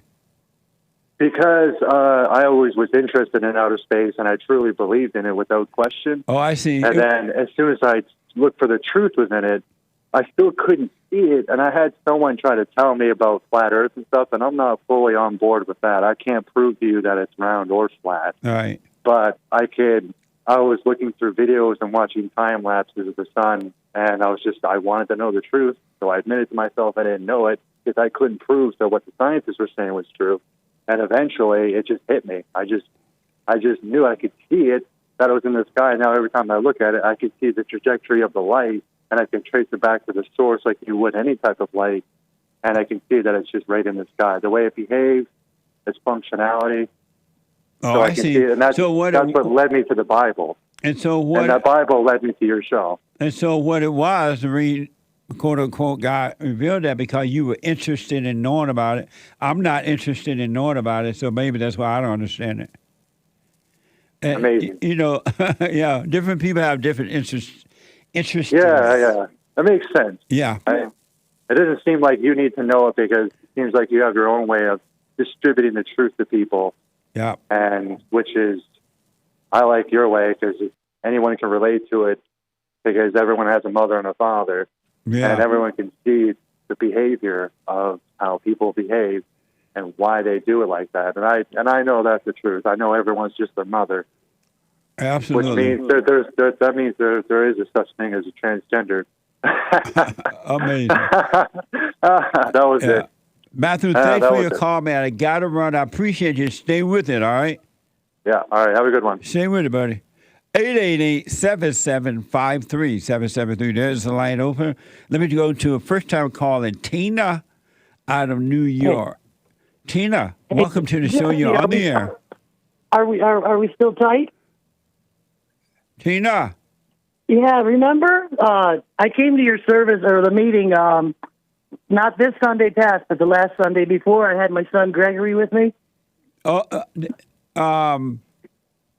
Remember, you messed with me at the beginning of the meeting and said my mom would beat my daddy my dad beat my mom because she deserved it or something. And I said, you got to be messing with me. Oh, I remember you. Yeah, there's Tina. me. Welcome. I just wanted to comment that I've seen a real change in my son, and since he's been doing the silent prayer, and I just appreciate it. He's really grown up. He's doing really good, and he finished both of your books already that he bought. Nice. Did you leave the meeting mad? Excuse me? Sunday when you left, last Sunday when you left, not the past Sunday, were you angry? No, not at all. Oh, okay. Well, good. I was happy. I was happy because he was happy, and I guess I'm just a happy person. Right on. Well, that's cool. I'm glad that you came, and I enjoyed the conversation with you, and whenever you're in town, come again. Yes, oh, definitely I will. And then I wanted to say that, remember I said that my mom had 6 children under the age of 6 when she was 21? And you said, 6 white babies, that's great. Well, actually, she had 9, because she had me and my 2 little sisters after that. So she had 9 white babies? 9 white babies, 4 boys and 5 girls. We need more white babies, Tina. I know. I can't help you there, though. I'm too old. but Gregory can when he gets old and when he gets a woman. That's and we right. don't know if he's got to wait for it, and I got to stay out of it. That's right. Absolutely. Well, I appreciate your call. Thank you for your time. Absolutely. Call me again. I will. Okay. Amazing. 888-775-3773. A line open. Let me go. A first-time caller out of Ohio. Mike. Out of Ohio. Mike. Yeah. Hey, Jesse. Hey, Mike. Hey, yeah, I've listened to your show for years, and I always liked that you would talk about race issues. Like you just said, we need more white babies. And, yeah, I appreciate that you think about the concerns of white people a little bit, whereas other people in politics don't. Why do you think white people don't think about the concerns of white? Well, I think we've been bullied to the point where we're not allowed to have concerns about our group anymore. If we have any concerns, we're called Nazis. We're called this. But if black people have concerns, they're social justice warriors, right? And so do you think about what people call you? Does it stop you? You think about the name calling? The name calling? When they call you... I mean, it's not only a name calling, but they can literally get you fired from your job. That's a huge threat, right? I'm sorry? They can get you fired from your job, so that's a huge threat to anybody. And so I understand what you're saying, but let's say that you got fired from your job, but you love what was right first. And I'm not telling you to go out and do this on an ego trip, but if you love what was right, do you believe that God will make another way for you? Well, I don't believe in God. I just think the world nobody knows personally. Oh, you don't believe in God? Yeah, I just think that, I wonder if the races really get along. No, they're never going to get along. Yeah, nobody in politics will say that. Yeah. And why don't you believe in God? Well, I don't believe in God just because there's simply no scientific evidence. There's been over 500 religions, or God knows how many. They've all disagreed. Right. Even the Christian religion, there's 30 different Bibles. They debate how it happened. Nobody knows what really happened 1,000 years ago, let alone 5,000 or whenever the Bible was written. Go ahead. And so what type of scientific evidence do you need to see before you will believe in say can you see? I guess that'd be evidence. What type of evidence do you need to see before you will believe? Well, I'd like to see a picture of them. When somebody gets them on, everyone has a camera these days. I'm still waiting for a picture, I guess. We have a picture of him. Where's it at? Not where is it at, but where is it? Do you have a picture? Don't you have a picture on your shirt, Hassan? Sorry, I'm trying to hear you. For some reason, my iPhone barely makes sound when I turn off the speaker. Are you watching live right now? No, I'm not watching it live. Oh, okay. When you podcast, is that a picture of God on your shirt or Jesus? Oh, we have There's a something picture. weird going on. When I turn off the speakerphone, it's like hardly any sound, and I'm not that deaf. Oh, it may be a delay. Boy, I don't know, but I always use my phone on speakerphone because of this. Okay, so can you... Although the FBI actually arrested me years ago over making telephone calls and talking about race, the political offices, so it almost makes me wonder if the FBI is watching me. Can you hear me now? Yeah, I can hear you the same as usual. Do you have fear? Do I have what? Fear. And I couldn't hear you. Beer or something. Oh, F-E-A-R. B-A-R, bar. No, hold on, buddy. Let Nick work on, not Nick, but Sean work on your phone for you. And let's see if we can get it a little better. Let me go to Arthur out of Canada. Arthur, welcome to the show. You're on the air. Hola, Jesse. Hey, Arthur. So I wanted to answer the biblical question. Why are you afraid of anyone on earth? Well, I'm not afraid because the Bible says in the King James Bible, Matthew 10:28, and I know it's not Bible Thumper Thursday, but fear not them which kill the body, but are not able to kill the soul, but rather fear him which is able to destroy both the body and soul in hell. Amazing. In hell what? Fear not them which kill the body, but are not able to kill the soul, but rather fear him which is able to destroy both the soul and body in hell. That's God. So basically, don't fear anybody on earth.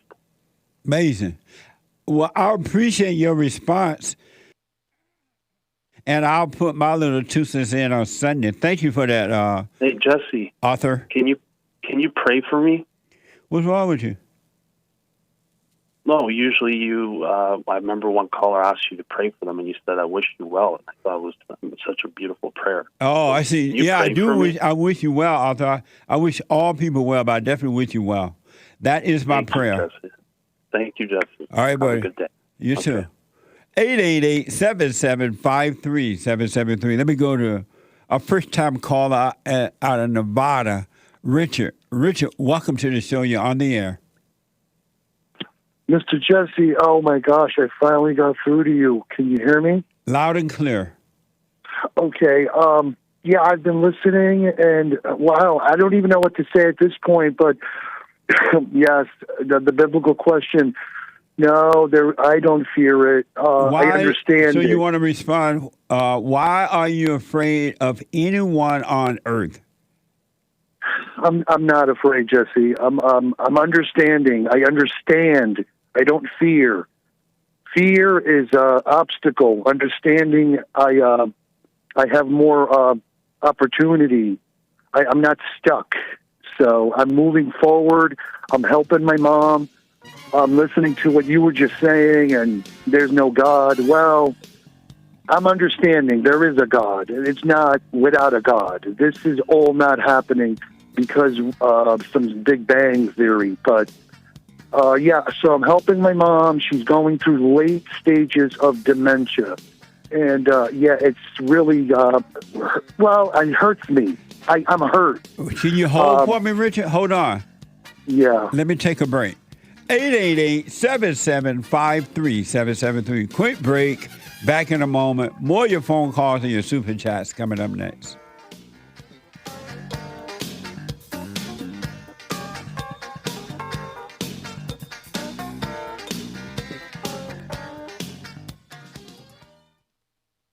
Now, I totally disagree with the way things are going, but you can't be angry because that's what the enemy wants. He wants to control you. They do things to make you mad so they can control you. It's like being married, and the wife would do things to make you mad, or she'll do things to make you feel good. And men do that to women too when they want something from the woman, especially sex. They'll make her feel good, or they'll make her angry.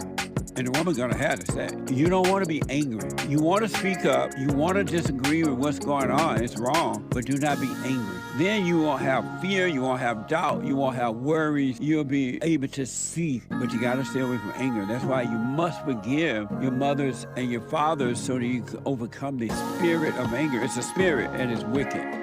Nothing good in anger because it has no love, folks. You need love to defeat evil. And love is not a weakness. It's a strength. It's from God. It's His nature.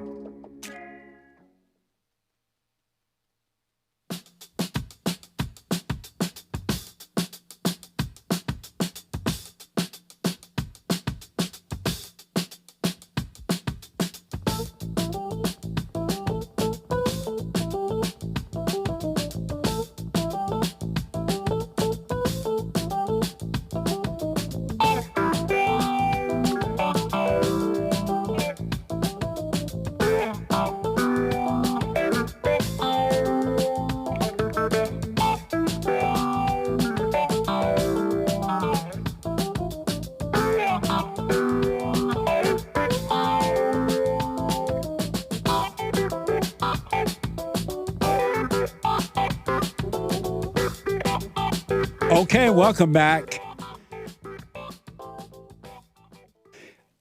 888-775-3773.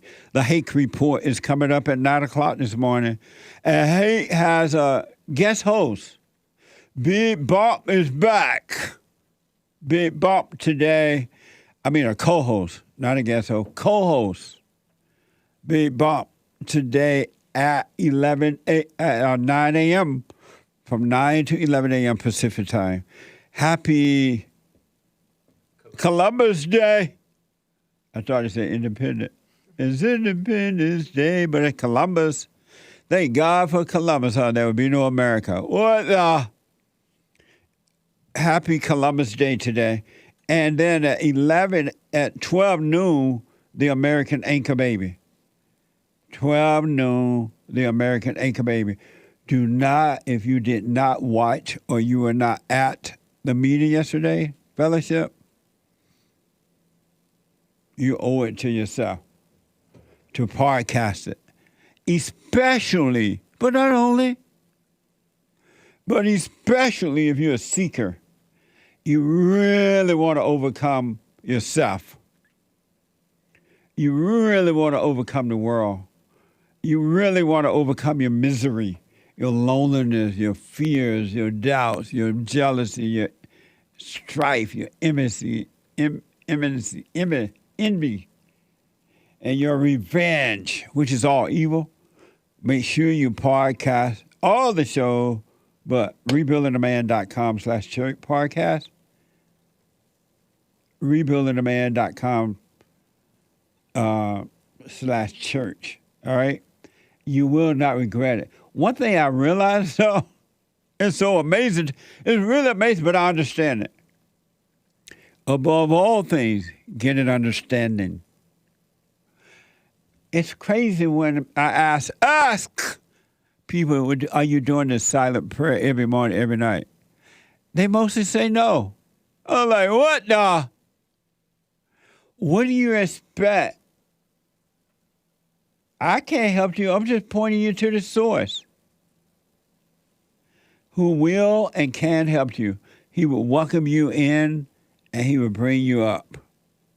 He will lift you up and show you what you want to see.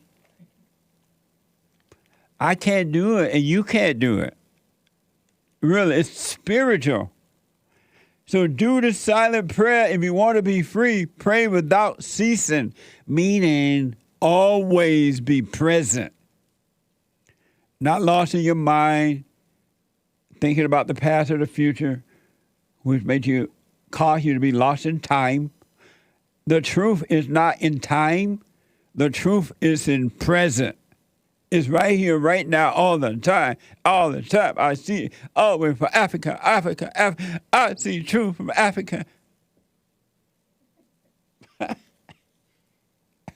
Remember that woman? What was her name? Paula? I don't know her name, but I do remember. all the way from Africa, Paula White, all the way from Africa, mommy, Africa. Anyway, they don't do the silent prayer. I have to do it.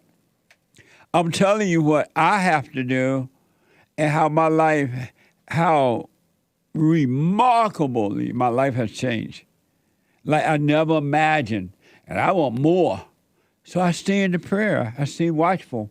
During the day, I keep the mind where the body is. I want to be present with the truth. So you got to do the silent prayer, folks. Otherwise, you're just going to live in the darkness of your imagination, in your intellect. And intellect is evil. All intellectual people are evil, but they think it's good. They think they're smart. When they're dumb as a doorknob. So do the silent prayer. Anyway, www.silentprayer.video or rebuildingtheman.com/prayer. Rebuildingtheman.com/prayer. All right? Amazing. And for personal shout-outs, wedding shout-out, encouragement, birthdays, anniversaries, whatever the shout-out is, go to Cameo, CAMEO.com/Jesse Lee Peterson, CAMEO.com/Jesse Lee Peterson, and rebuildingtheman.com/store. All right. I want to go quickly back to Richard. Richard, a first-time call out of Nevada, says that his mother has dementia and he's hurting. Richard, so your mother has dementia and you're hurting? Yeah, it's so much information at once. And now coming to find out, I think she had it, wow. I mean, I can go back 10 years and say, wow, she had it back then, and I didn't even know this. So getting old, I'm 53, we're all getting old. It's just finding this out, it's a shock. So everybody who doesn't know, maybe you're living with somebody like that, and then it hits you all at once, and they're sitting there, and they can't even answer a question. Does she live with you? No, she lives with my brother, and he's currently he's her slave, basically, because he's doing everything. She just sits there, eats, sleeps, bathroom. I mean, it's Jesse, it's a lot we're getting old at some point. And why don't y'all put her in an old folks home somewhere? It's a process. We're going through that now because there's all this paperwork. You've got so much paperwork and a lawyer, and it's just a lot of work. Jesse. Oh, I see. And why are you hurting? Because, I mean, I didn't know this 10 years ago. Like, how did I see this? And now I think back on how angry she was, the decisions she made. I mean, she bought a car with a credit card. It was crazy. Like, you don't do that. Yeah. But why are you hurting about the situation? Because I had no control over it. I couldn't do anything. I was basically, if she was in another state, I was in another state. Now I live in Nevada. She's Arizona. I go there once a week with groceries, with anything. I'm there to help her for 3 days, and I got to go back to my normal life on the weekdays. So I'm doing what I can, Jesse.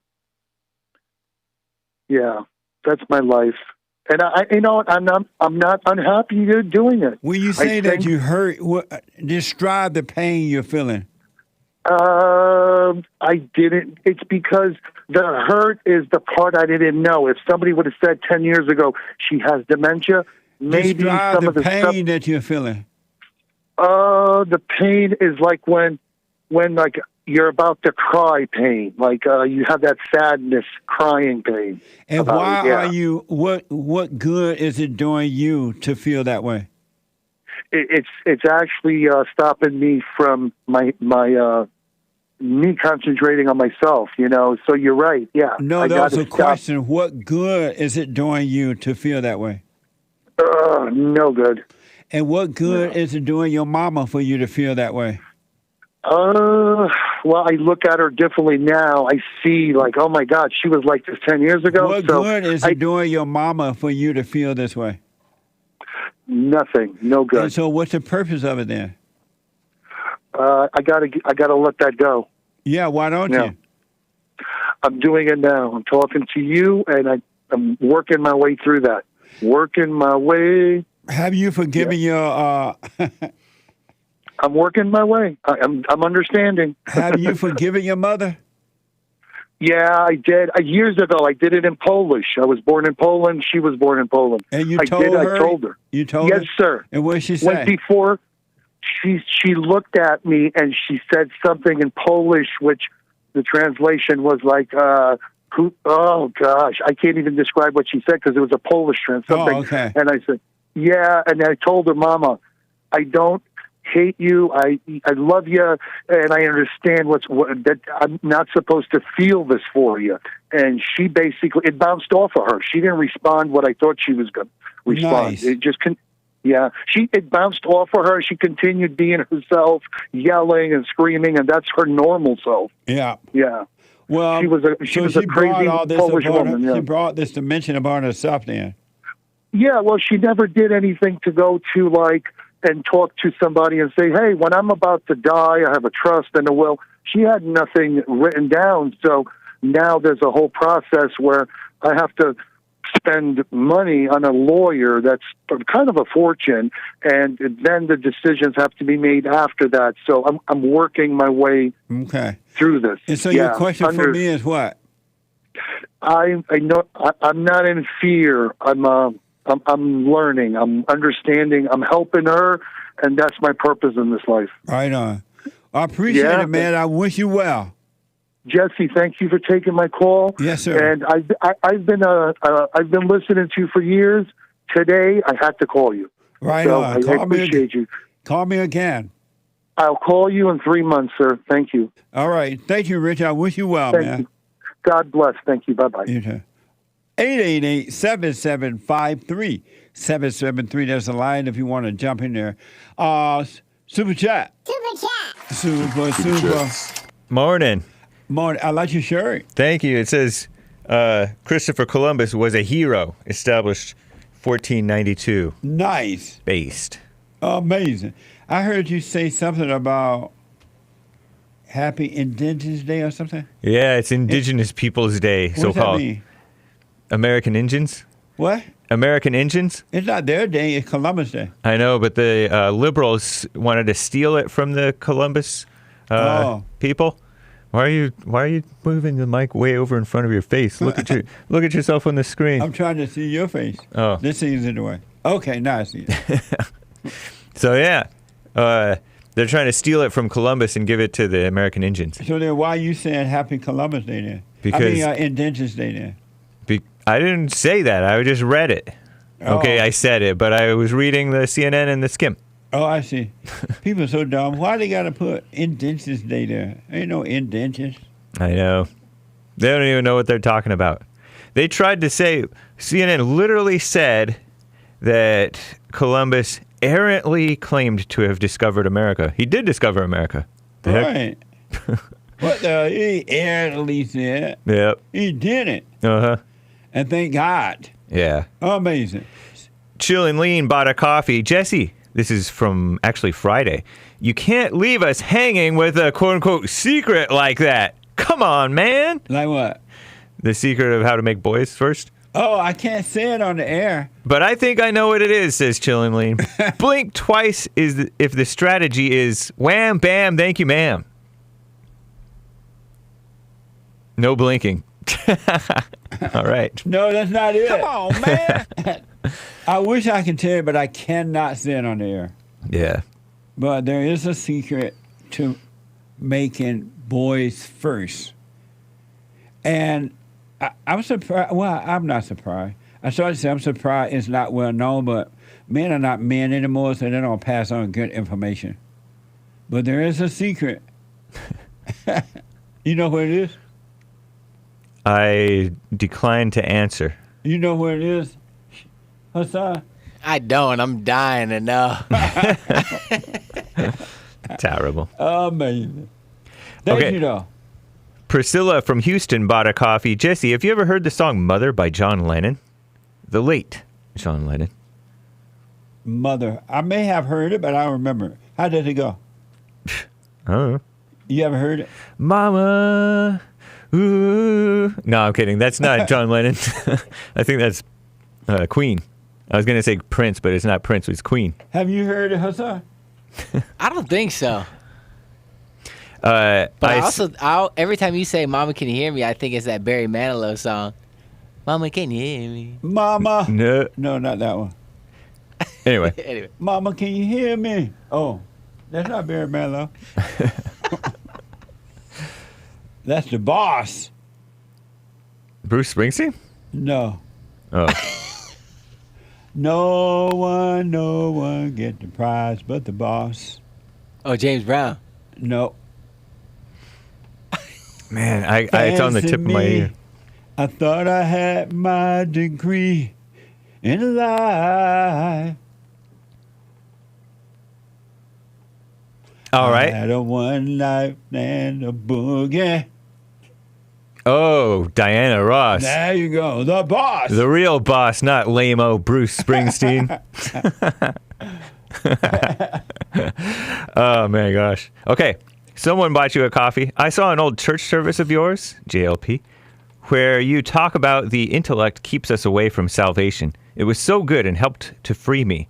I've been noticing how strong the desire is for me to know things. For some reason, my ego or intellect wants to always have the answers, and I have no idea how strong of a force it is. Wow.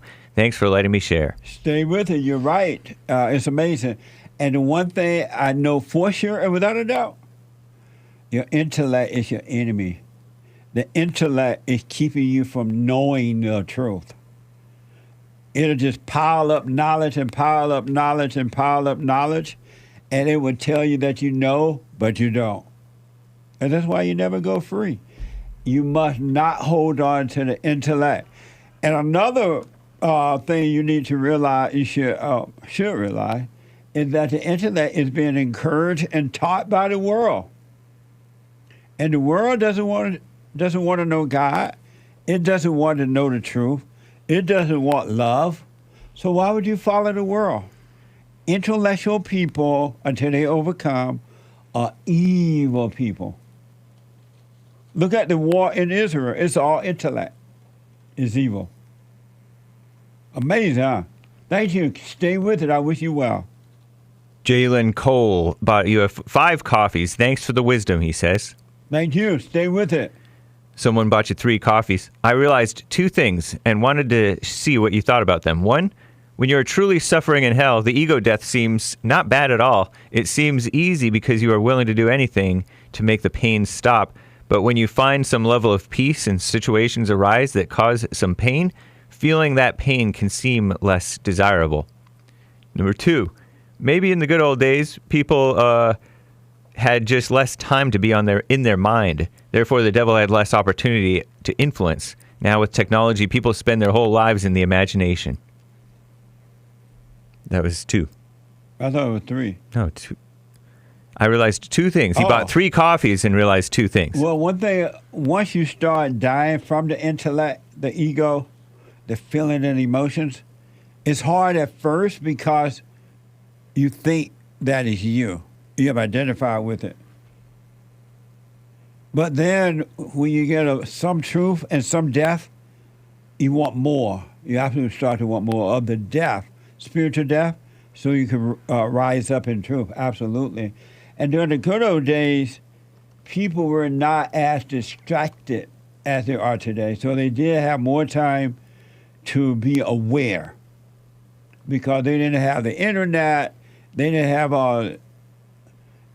the mess around them that they have now and all the electric cars and all that mess.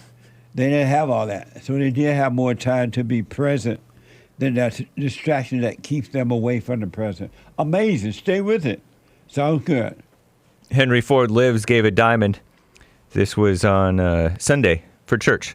The shekels flow like I can't say this. Guys, blood and wars for Israel, he says. I would wish Israel well if I were you. And that's my prayer. I wish Israel well. And I wish them well. It's amazing what's happening right now. But I understand it because I understand now. I don't know how deep I understand it. I'm sure there's more to come. But how evil operates. And what's happening to Israel is evil. Just plain old evil. Thank you. Marcus bought you 4 coffees. I see now how much of a narcissist I have been. And everything I do or buy is for me and no one else. Even when I think I'm doing for someone else, it's for me and to give a sense of doing good. I struggle to maintain any relationships. I judge others. I still feel anger/frustration, anxiety, and a know-it-all. I went and forgave my parents and sister. Do the prayer, but still have these feelings. I see how wrong I am, but what else can I do? Amazing. That's deep. There's nothing else to do but see it. I'm telling you, do not do anything else but see it. Stay with this. Do the silent prayer, or stay with it if you're already doing it. And just see it and go through the hell so you can reach heaven. All right? Don't put any of your effort or will into changing it. You cannot do it. Seeing it, it's the light of the Father shining on it, and it's doing the work for you. No, nothing else is required but you do the silent prayer so you can see it. Amazing. Stay with it.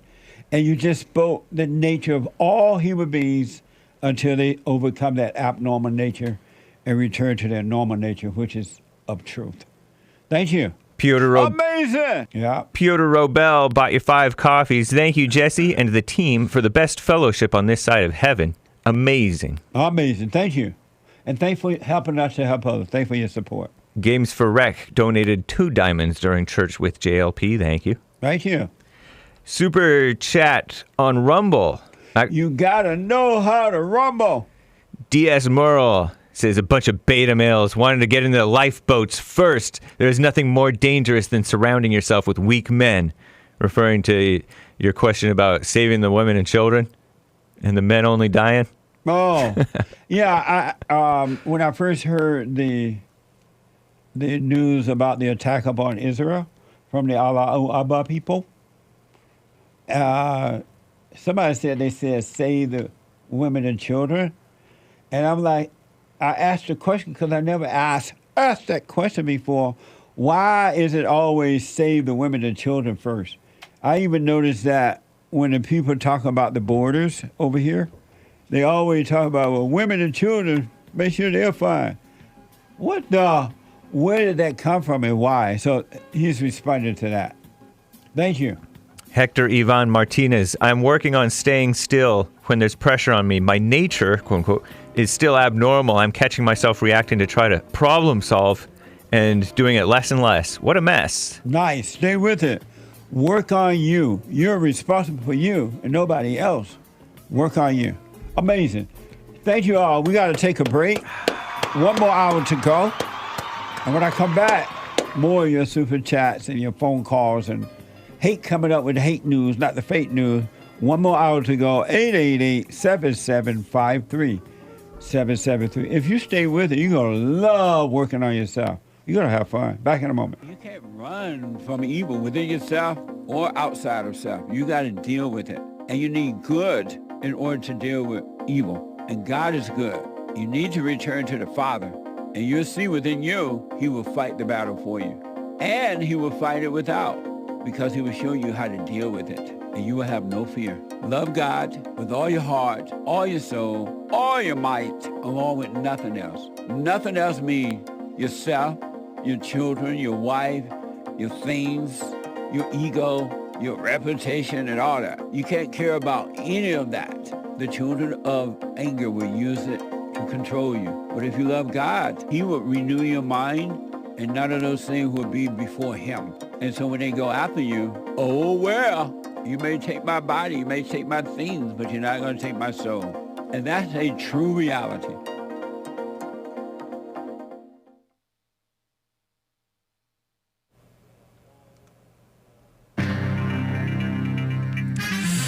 Whole lot of mess going on in the world. This is the end of hour 2 of the Jesse Lee Peterson Show. It's Monday. Everybody loves Mondays. October 9th, 2023 AD. Stay tuned for hour 3. JLP will be right back to more great stories. There is one line open. You can call in right now during Hake News, and JLP will get to your call. After the Jesse Lee Peterson Show, the Hake Report with special co-host Big Bump. We're going to be talking about Ron Paul, the black literacy, Israel and Palestine, and evil Hillary, and other mess. Afghanistan earthquake killed more than 2,000 people in Afghanistan, according to CNN, Commie Nonsense Network, after a powerful 6.3 magnitude earthquake struck the region on Saturday. The epicenter was around 25 miles west of Herat City in the western Herat province, the third largest province in Afghanistan. It was one of the deadliest quakes to hit Afghanistan in years. International aid groups in the war-torn nation are scrambling to set up to help survivors, to send helps to survivors anyway, who remain stranded in heaps of debris and rubble.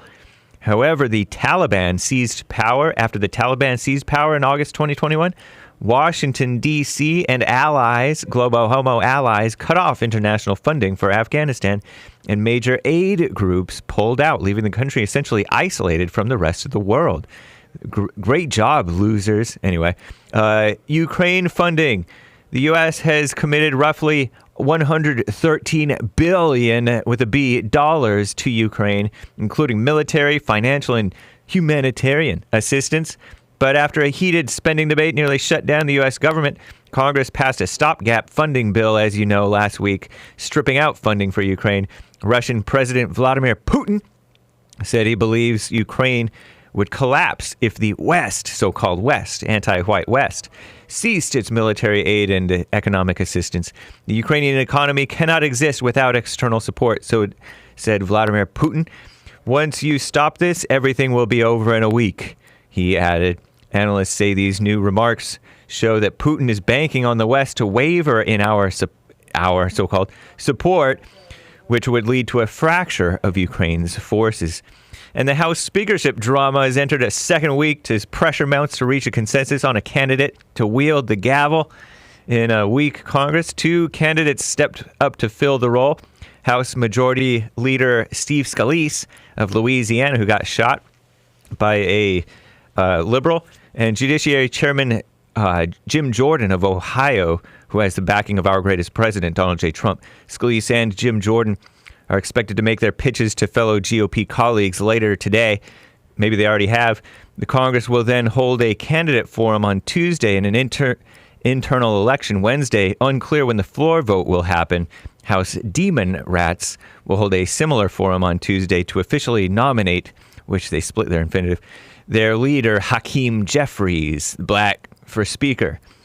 Auto union strike. More than 25,000 U.S. auto so-called workers at assembly plants and parts of distribution centers now on strike without a tentative agreement in sight. Many additional workers poised to join the picket lines today after the United Auto so-called workers said that their members voted to reject a tentative agreement with Mack Trucks, one of the major U.S. makers of heavy-duty vehicles. Union stated bargaining goals at Mack mirror many of their demands with the big 3 automakers, General Motors, Ford, Stellantis, making cars under the Jeep, Ram, Dodge, and Chrysler brands. Blands is right? Including improved wages and health care and pension benefits. Wow. Are they spoiled? Nah, I don't know. And there's Kaiser unions. The Kaiser union on strike. Our collective focus, communist buzzword, is a return to normal operations, said Kaiser Permanente, Commie Capitalist Corporation, issuing a statement after the historic 3-day strike involving more than 75,000 so-called healthcare, so-called workers, concluded Saturday without a deal. Thousands of hospital employees have returned to so-called work. Negotiations set to resume this week could kick off another round of strikes if no agreement is reached. I'm James Hake. Now back to JLP, Hour 3.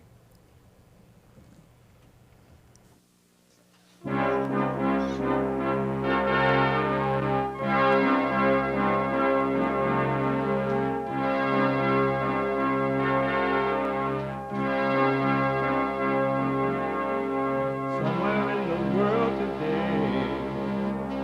still got to stand up strong. Face the truth about themselves to understand what went wrong. I know we can find a way. I know we can find a way. I know we can find a way to stand up, stand up, stand up.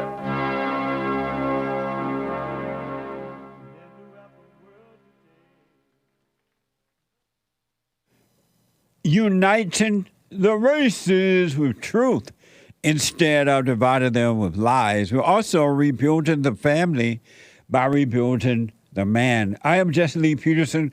Welcome to the third hour of the show today. Happy Columbus Day, a time to appreciate. May Columbus, Mr. Columbus, soul rest in peace. Great job, sir. Happy Columbus Day. You can get involved by calling 888-7753, 773-888-77-JESSE. Brand new biblical question for this week. And you can listen to the first hour if you want to hear what my comment was about it, or rebuildingtheman.com/church from yesterday. Brand new question. Why are you afraid of everyone on earth? Why are you afraid of everyone on earth? I mean anyone, not everyone. Anyone. Why are you afraid of anyone on earth?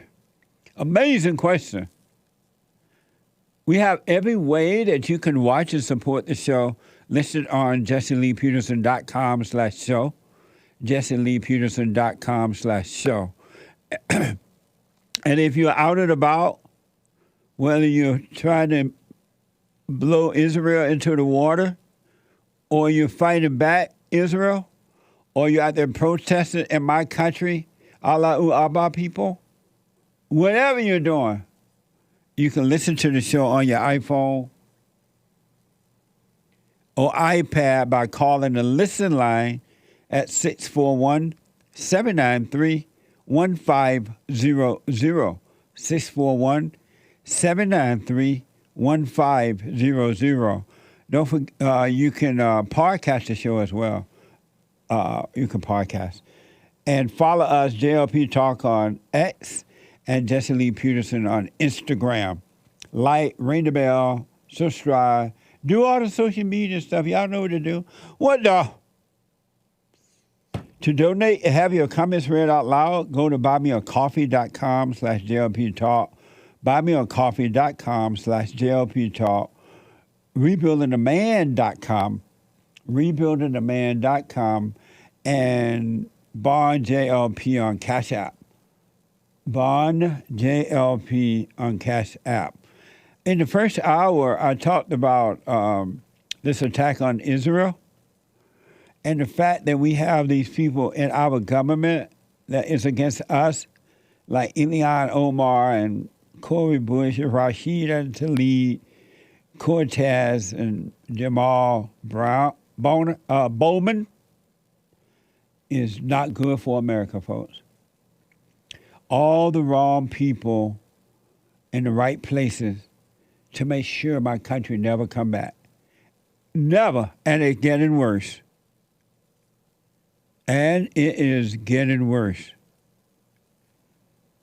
Your tax dollars at work. Your money, my money, your tax dollars is being used for evil. It's amazing the amount of money that our government spend on evil. It's crazy. Wall Street Journal is reporting Iran helped plot the attack on Israel over several weeks. Watch this from MSNBC. NBC News is reporting the unprecedented scale and these guerrilla tactics that are employed by Hamas during Saturday's initial attack on Israel indicate that Iran likely played an influential role in this assault, according to former U.S. Intelligence and military officers. Now, this is happening as current U.S. officials are pushing back on that reporting from the Wall Street Journal. That goes a step further, saying, quote, this, Iran helped plot the attack on Israel over several weeks. Isn't that amazing? They want Israel gone. It's not about the land. It's not about all this stuff they're telling you. They want them out of the way, period. They hate them. That's mind-blowing. I was surprised, if it's true, and we don't know what the truth is, that Israel was, the attack was a surprise, because normally Israel military is on things like this. They're on it. I remember when we went there, it probably was the safest place on earth, because they were aware, they were prepared, and in the streets, everybody was armed. As far as the army people, everybody was armed. So I was surprised, I still don't know if it's true or not, if it was a surprise attack. But I do know Benjamin Netanyahu, they got the right man in place to deal with this. At least thank God for that, huh? Breitbart, this is from Breitbart, Donald Trump issued a statement describing the assault as a disgrace and suggests U.S. taxpayer dollars help contribute to the shocking event. U.S. dollars help contribute to the shocking event. Amazing, huh? If ever we needed the Great White Hope, we need him now. Breitbart also reported that the Biden administration is said to have recently greenlit an agreement with Iran. Remember, Iran helped with this? Helped plot the attack on Israel, right? Donald Trump said that our tax dollars helping this shocking event. Well, Breitbart reported that the Biden administration is said to have recently greenlit an agreement with Iran to pay the terror-supported regime $6 billion in exchange for 5 detained U.S. citizens. Watch this from Fox, CNN, and Forbes. Critics say it frees up other funds for Iran to finance terrorism. Iran funded Hamas here, but the Biden administration helped fund Iran. We saw what happened to the money that was released to the Iranian regime under the Obama administration. It went to further finance the regime's proxies in Syria and Lebanon. But isn't it true that this frees Tehran up to spend more on other nefarious goals, like supporting terrorism and boosting its nuclear program? Well, to the degree that they continue destabilizing activities, and it's, I can't predict what they'll do going forward here. We won't hesitate to take additional actions as we see further destabilizing activity. Biden is giving $6 billion to the world's leading state sponsor of terrorism.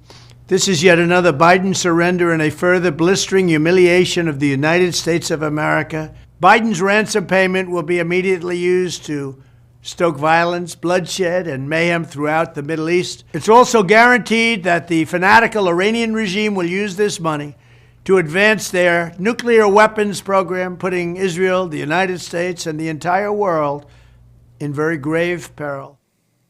Amazing. That's amazing to me. What a mess.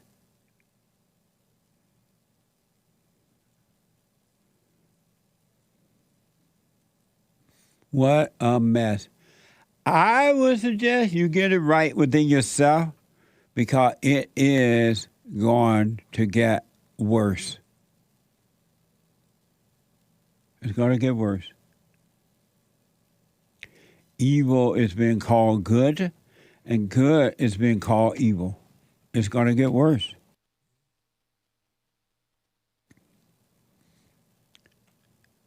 It's happening in your personal life and your public life, your private life. Evil is taking over. I'm just blown away that we have foreigners in our government, running our government. Elian Omar and other people. And we have foreigners protesting against our country on our soil.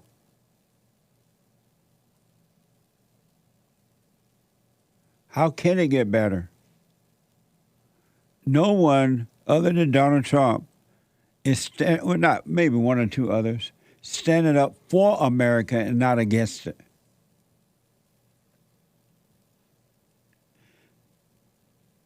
Real Donald Trump on Truth Social said the horrible attack on Israel, much like the attack on Ukraine, would never have happened if I were president.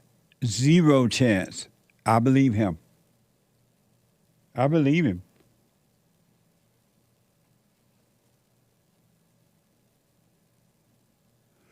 Let me see what this sorry, no good, ought not be in office, Lindsey Graham had to say about this. This is from Fox. Here's what Lindsey Graham had to say. So I've been on the phone all day to the Mideast, and I've told our allies and people with connections to Iran, what I would do, I would tell Iran that if Hezbollah attacks Israel, we're going to come after you, the Iranians, and have a coordinated effort between the United States and Israel to put Iran out of the oil business by destroying their refineries. There are 4 major refineries in Iran. They're fixed targets. If Hezbollah attacks Israel, I would make Iran pay a heavy price. Lindsey Graham loved war anyway. I wonder why. I'm surprised that the people in his state keep voting him in. Lindsey Graham is a rhino to the core. He put the R in rhino.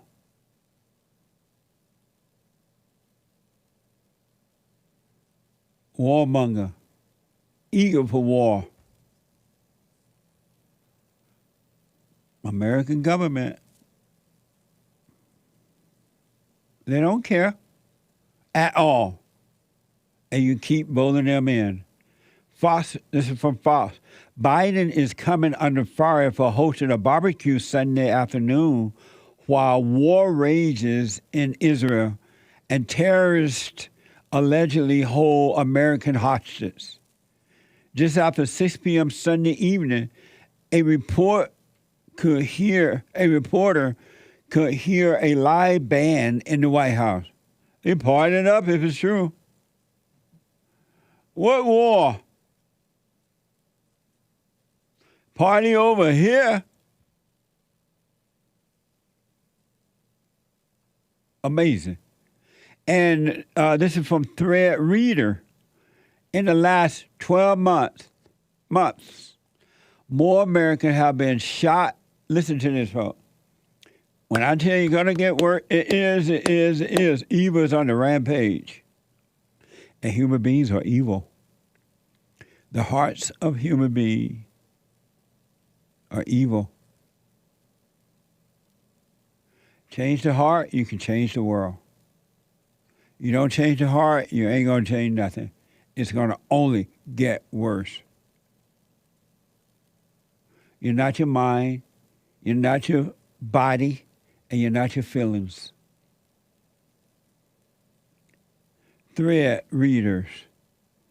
In the last 12 months, more Americans have been shot, raped, brutalized, beaten, and stabbed by violent felons and illegal immigrants in the U.S.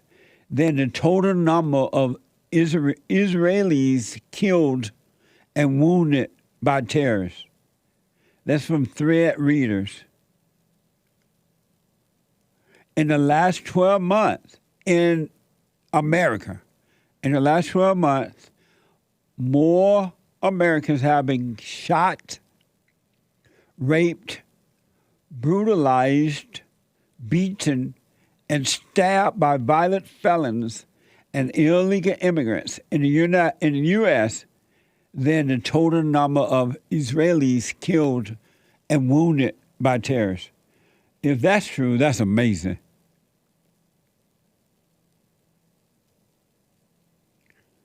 What a mess. You know, it's a spiritual battle, folks. It's a spiritual battle. Y'all better get you're responsible for you. I'm not responsible for you. No one else is responsible for you. Each individual responsible for themselves. It's a spiritual rule. I said, Happy Columbus Day. Happy Columbus Day. Thank you, Mr. Columbus, for discovering America. This is from history.com. 29 states do not celebrate Columbus Day and have renamed it or replaced it with Indigenous People Day. Watch this for Voices of America. In recent years, states, counties, and cities throughout the United States have increasingly been choosing to recognize Indigenous Peoples Day, often in lieu of Columbus Day. Last year, President Joe Biden became the first U.S. president to formally recognize the holiday.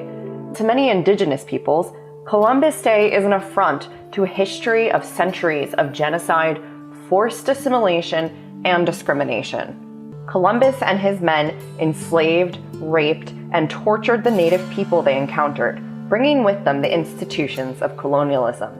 Part of the motivation to replace Columbus Day with Indigenous Peoples Day is to challenge the doctrine of discovery and provide a more complete look at U.S. history. However, some believe that a holiday is not enough to remedy the injustices that Indigenous peoples have experienced and point out that no U.S. president has ever made an explicit apology for the treatment of Indigenous peoples. Sound like the blacks, huh? What the? All lies. Anyone believe those lies, you got problems.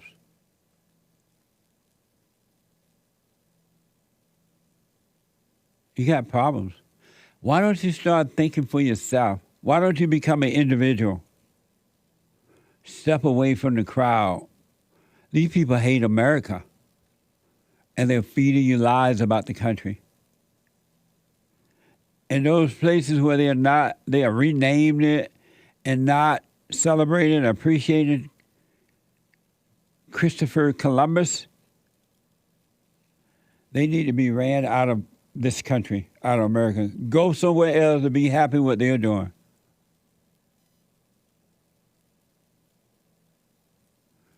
Some of you may be asking, who was Christopher Columbus? Who was he? Why was he so great? How was he able to discover the greatest country on this side of heaven? Watch it from Michael Knowles. Why does the left hate Christopher Columbus so much? It's because Christopher Columbus embodies Western civilization. A transnational, devotedly Christian illiterate of low birth, and he played the single most important role in the founding of America. Cristoforo Colombo was born in 1451 in Genoa, Italy. He was born to no rank. He received no education other than the extensive self-instruction into which he would channel his sizable genius. He was a gentleman of great force of spirit, of lofty thoughts, naturally inclined to undertake worthy deeds and signal enterprises, patient and long-suffering, and a forgiver of injuries, and wished nothing more than that those who offended against him should recognize their errors and that the delinquents be reconciled with him.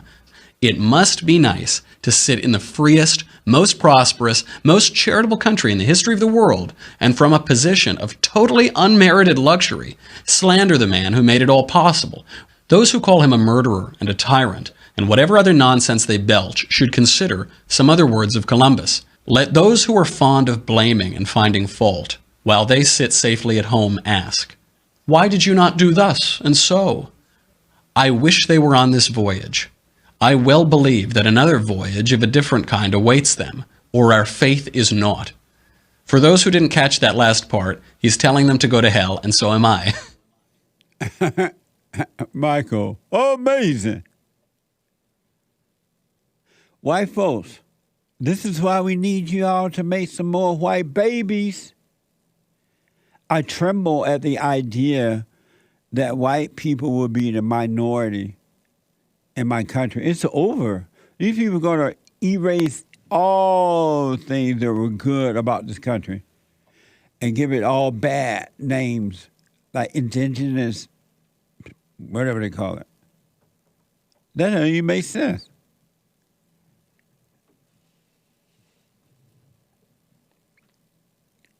That's amazing. Thank you, Michael. Here's another point Michael made about Columbus is that he wasn't educated. And he was able to do great things as a result of not being educated. Educated people can't do nothing. What the? But destroy because they're on an ego trip. Here's another great point made by Scott Adams. Watch this from X photos. Israel is a preview of America in the sense that one group has been educated to think that the other group has their stuff and needs to give it back. That can only go in one direction. That's deep. It reminds me of that, too. In Israel, the Palestinians think that Israel owed them something. Or they pretended to think it. They just hate them. And then in America, the blacks think that the whites owe them something. Or pretended to think it. They just hate them. It's the same thing. The same spirit. Just like in Mommy Africa, the blacks over there accused the whites of owing them something. They were mad at them. And the whites gave up their country and moved to the foreign land, and the blacks destroyed it. And now they're going to the farmlands and destroying.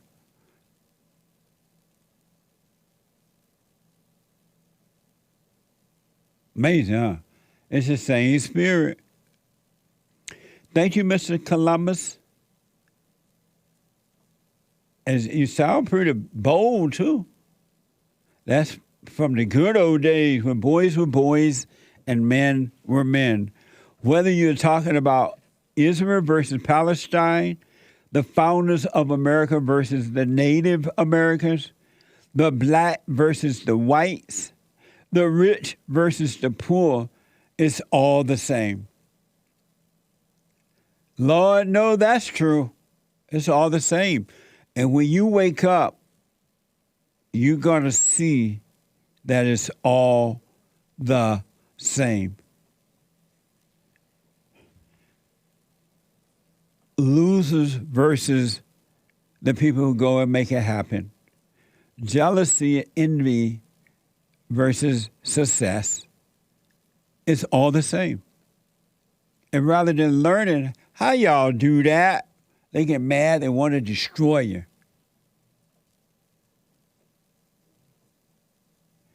Jealousy and anger is evil. 888-7753. So happy Columbus Day.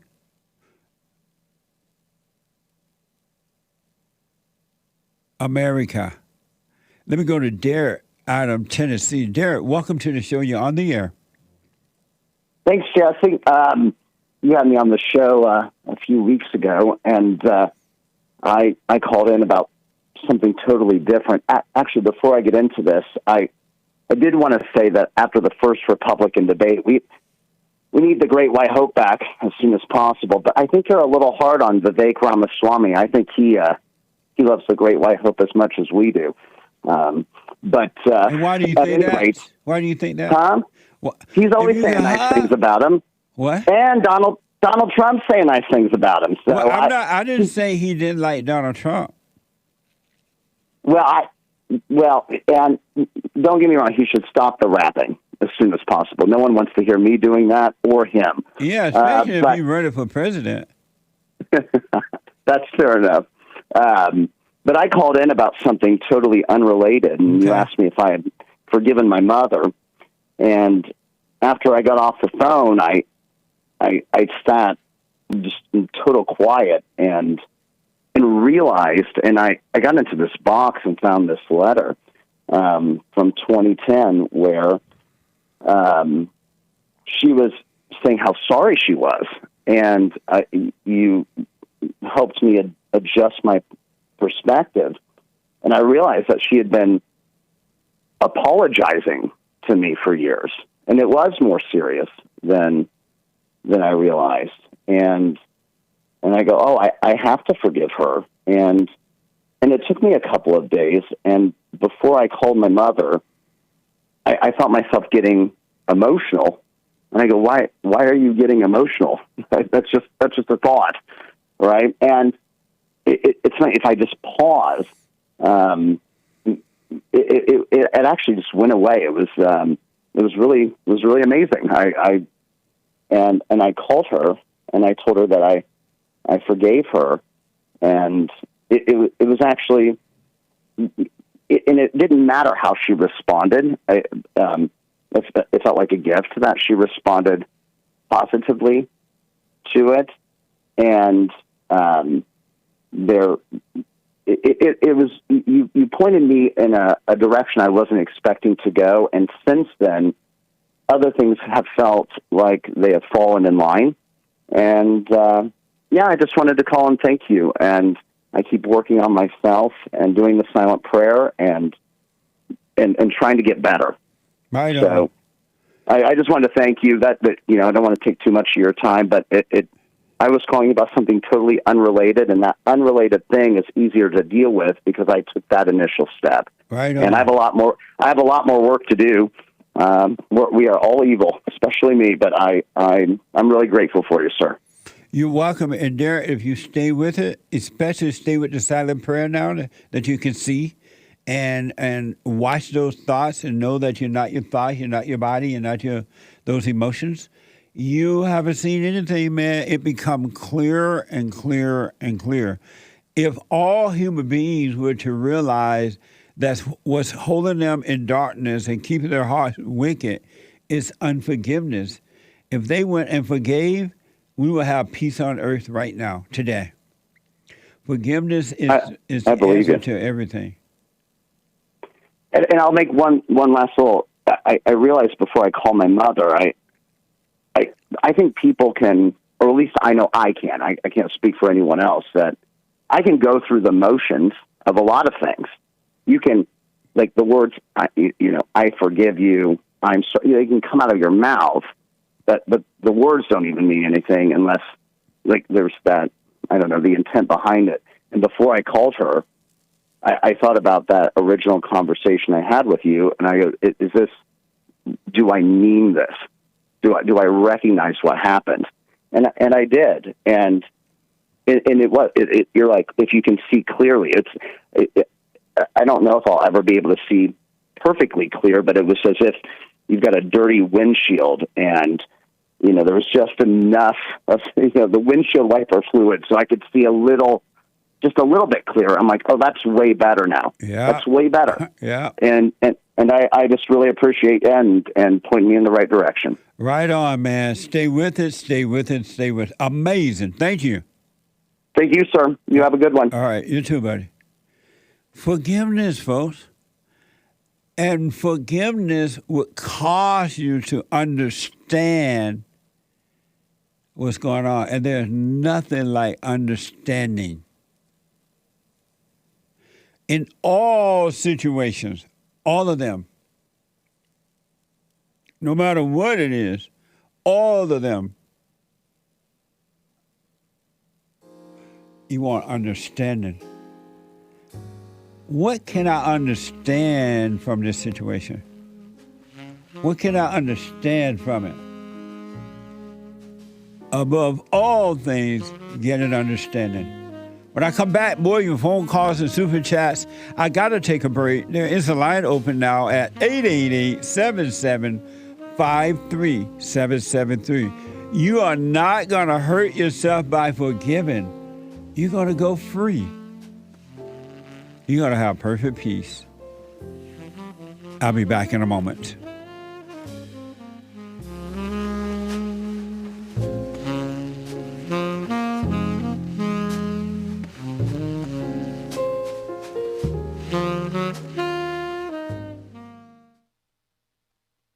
I noticed after a while that when these guys overcome their anger, they have amazing ideas about starting a business, but because they've been told that if you don't get a loan from the bank, or if you don't have a 5-year plan, or if you don't do this, and it's just simply not true.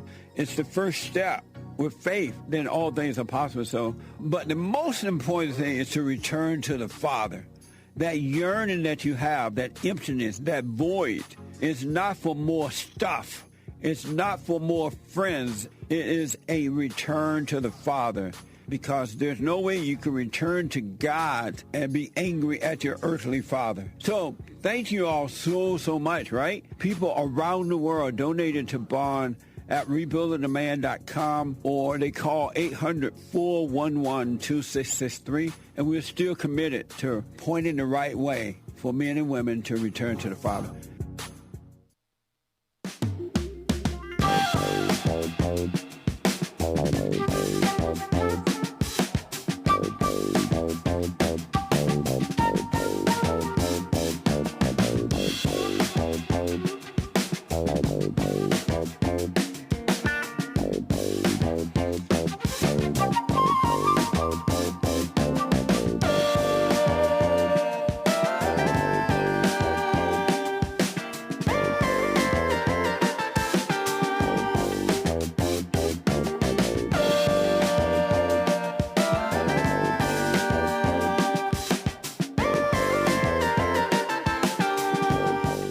Grandpa, tell me about the good old days.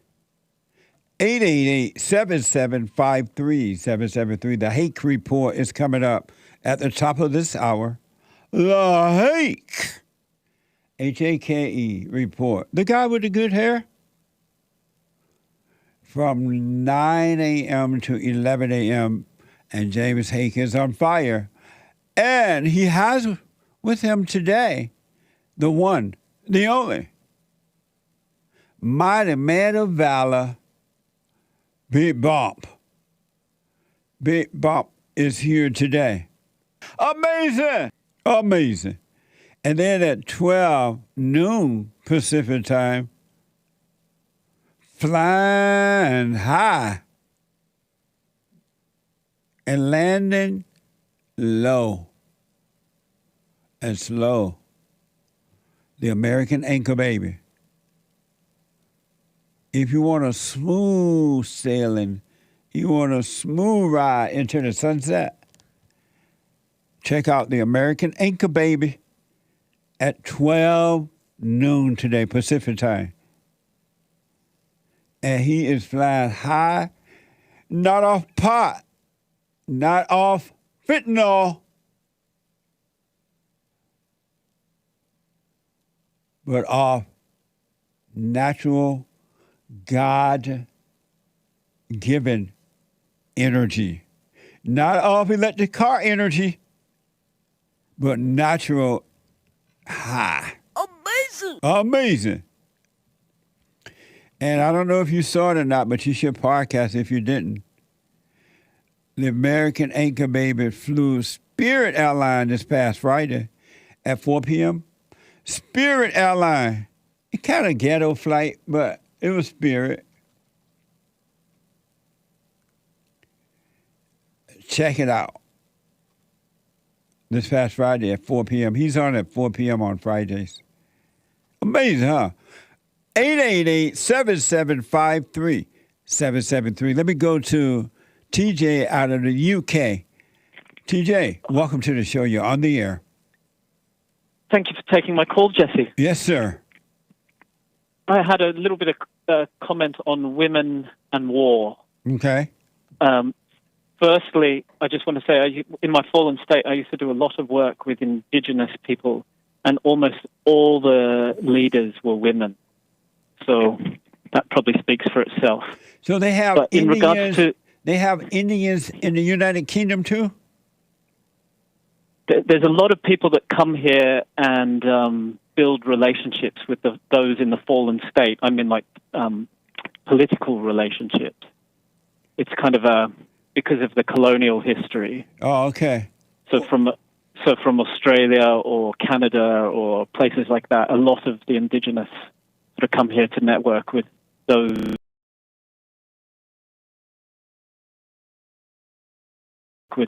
probably all of them were women.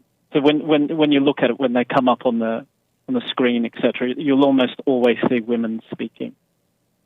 Amazing. What a mess. Yeah. Yeah. The other comment I was hoping to make about women and war, I became friendly with a Ukrainian woman in recent weeks, and it revealed something very interesting to me. I don't know if you know, but combined, just the United Kingdom and the United States have contributed around $1 trillion. I think it's 600 million US and 400 million British. So that's just our two nations. So a phenomenal amount of money. And all these people, all the women left. None of the men were allowed to leave because they had to stay and fight the war. But what I observed being friends with this lady was that she was not looking towards Ukraine anymore. She was booking holidays all over the world. Had no, all of us, I didn't, but, there was people here that would go on these fundraising trips and, run across Britain or run across Europe to raise money for Ukraine and all this kind of stuff. Absolutely no interest whatsoever of this woman who has a really good job to send any money back to Ukraine to help fight the war. I thought that was nice. Very revealing. They just move on. They just completely move on. So men that go and fight these wars to protect women and stuff just know they don't care. They don't care about you. They'll just move on like a lot of American men hooked up with French women in France, etc., and also in Britain. So the women will, in the Second World War, so the soldiers, so the women will just move on. So don't put, I would suggest not to put any mind in trying to save or look after women because they just move on in a second. That's all I wanted to say. It's amazing to me the amount of money that these people are giving Ukraine. And it's being reported that they don't even know where the money is going. They're just giving it to them. And then in my country, they're giving away our money while at the same time Americans are being, and America is being destroyed. They don't have any love at all. And they just giving our money away for personal gain. That's what it is. It's not about the war. It's about money and perceived power. And I think you've observed very, very well, you can do anything with emotion. So if you plug in, so even with this thing with Israel at the moment, I noticed all the main images, and I think they use this for the Afghan war as well. It's all women and children, women and children, women and children, women and children. And as soon, it plugs the emotion, and with emotions, you do anything. You send your money anywhere. Yeah, that's so true. So you said that the women and children have been sent away from Ukraine? Well, yeah. So men are not. So in terms of equality, men are not allowed to leave Ukraine. They have to stay and fight and run everything. They cannot leave. Why do they send the women and children away? Why don't the women and children stay too? Well, because I don't know exactly, but that's the it's that kind of protect women and children thing. So that America and Europe is flooded with all these Ukrainian women, and of course many of them are extremely attractive. But because of my loyalty to men, I just realized the betrayal of these women. Just hop on a plane, fly across, somewhere, and not even consider, not send a penny, not even care about the men that are, forced to stay and fight, etc. Oh, so they forced the men to stay, but they let the women go. Why don't they force the women and children to stay too? That's their land. Why don't they force them to stay? There's no such thing as equality. Yeah, absolutely. Amazing, TJ. Yeah. Well, thanks for taking my call, Jesse. It's great to speak to you. Thank you so much, and all the best to everybody. You too, buddy. Amazing call. Thank you. All the best. Cheerio. All right, buddy. Amazing. 888-7753-773. What a mess. There's a light open. Super chat. Super chats. Super. Someone bought you 3 coffees. My sister recently got married, and as we were all being seated to order food, I went up in front of about 100 people and said a speech. Never would I have had the courage to doing something like that until I followed your instructions for the silent prayer and mindfulness of my thoughts. It was amazing. He says. Amazing. Wow. What was the last thing you said? He said. Amazing. Stay with it. Stay with it. Stay with it. You haven't seen anything yet. Believe me. And let the ego fade away. Let the intellect die. The intellect just has to die.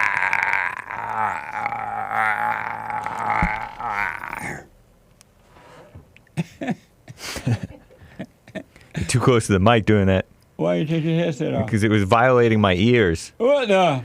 Wake up call bought you a coffee. Would you allow your girlfriend/wife to go out to the clubs or parties? No.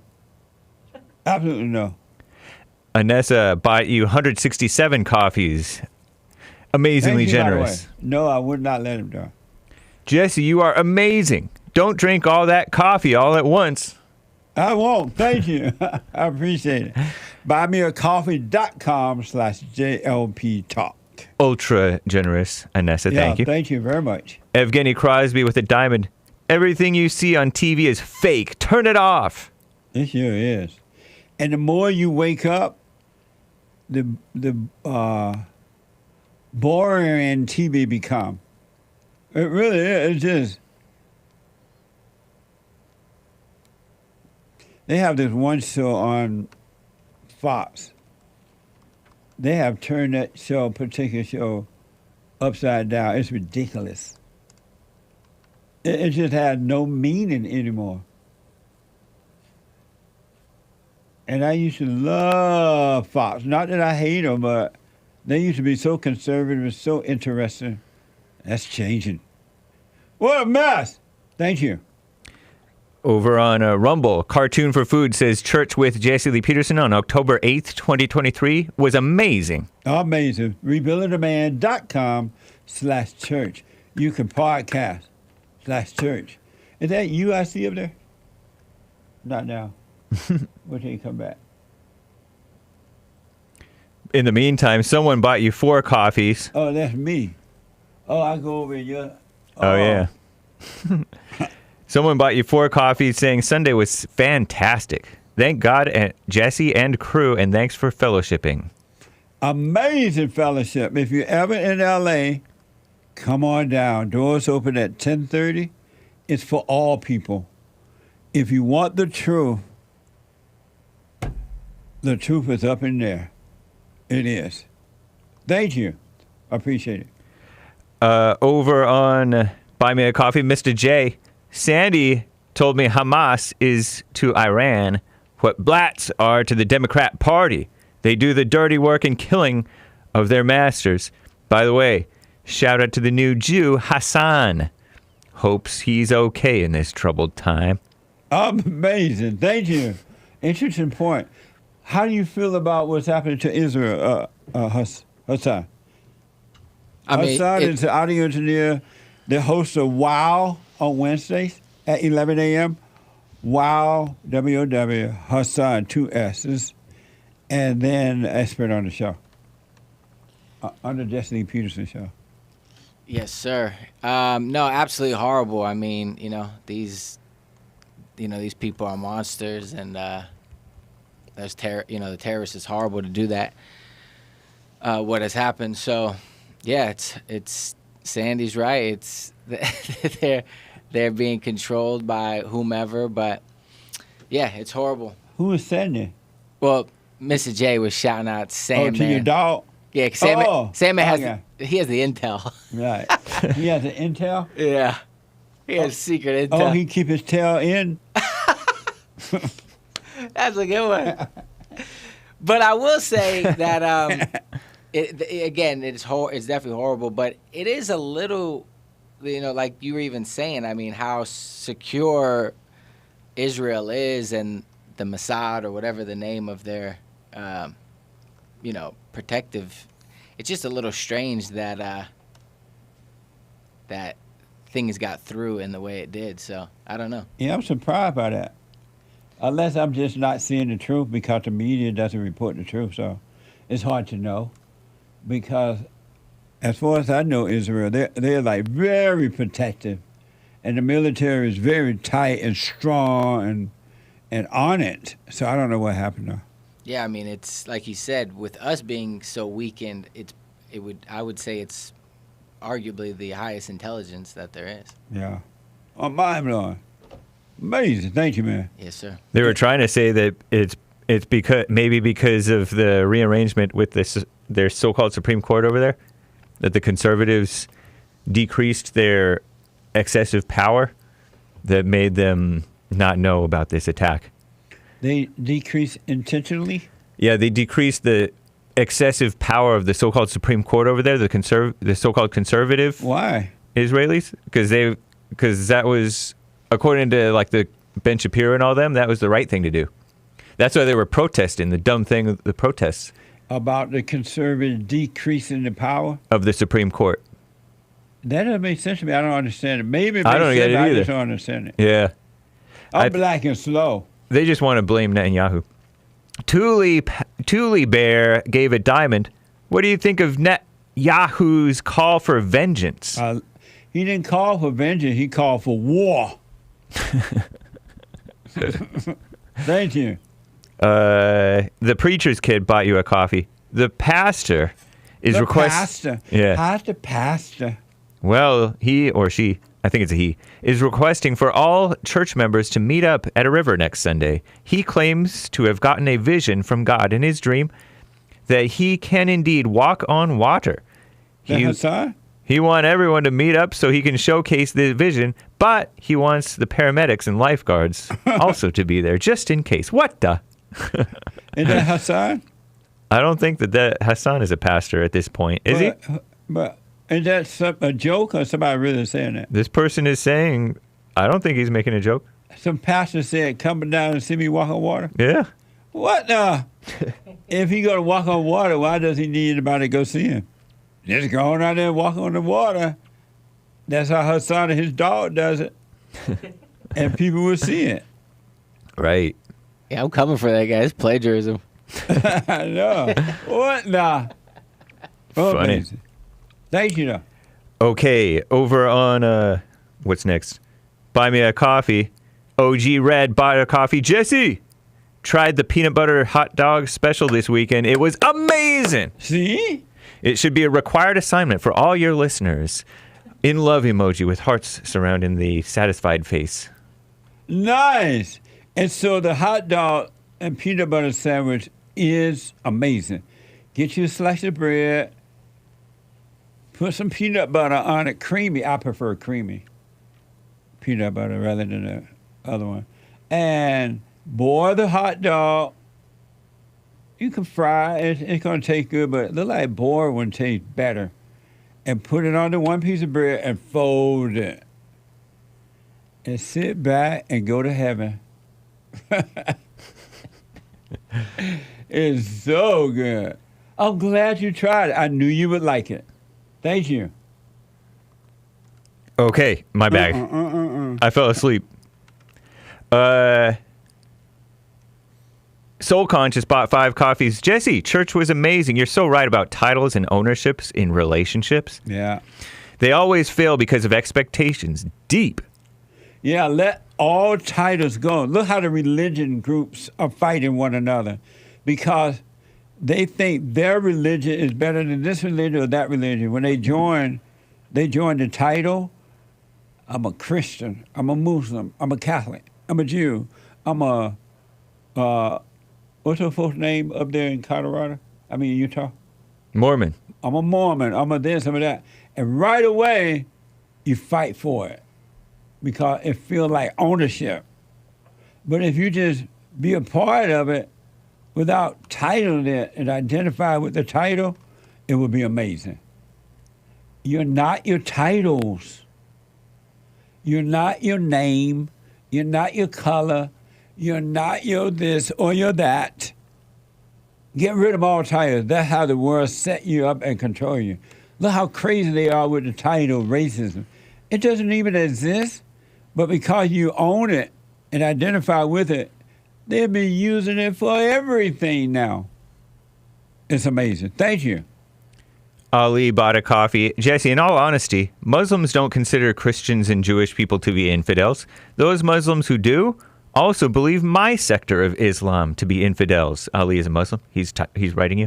And they also believe that if they behead a Christian or a Jew, they will get 72 virgins. But if they behead my type of Muslim, they will have dinner with the Prophet Muhammad. What the? So he's saying that, or she is saying that they don't believe most Christian and Jews are infidel, but they do. Well, he's saying some do. Is he saying they do? Some do, but his kind don't.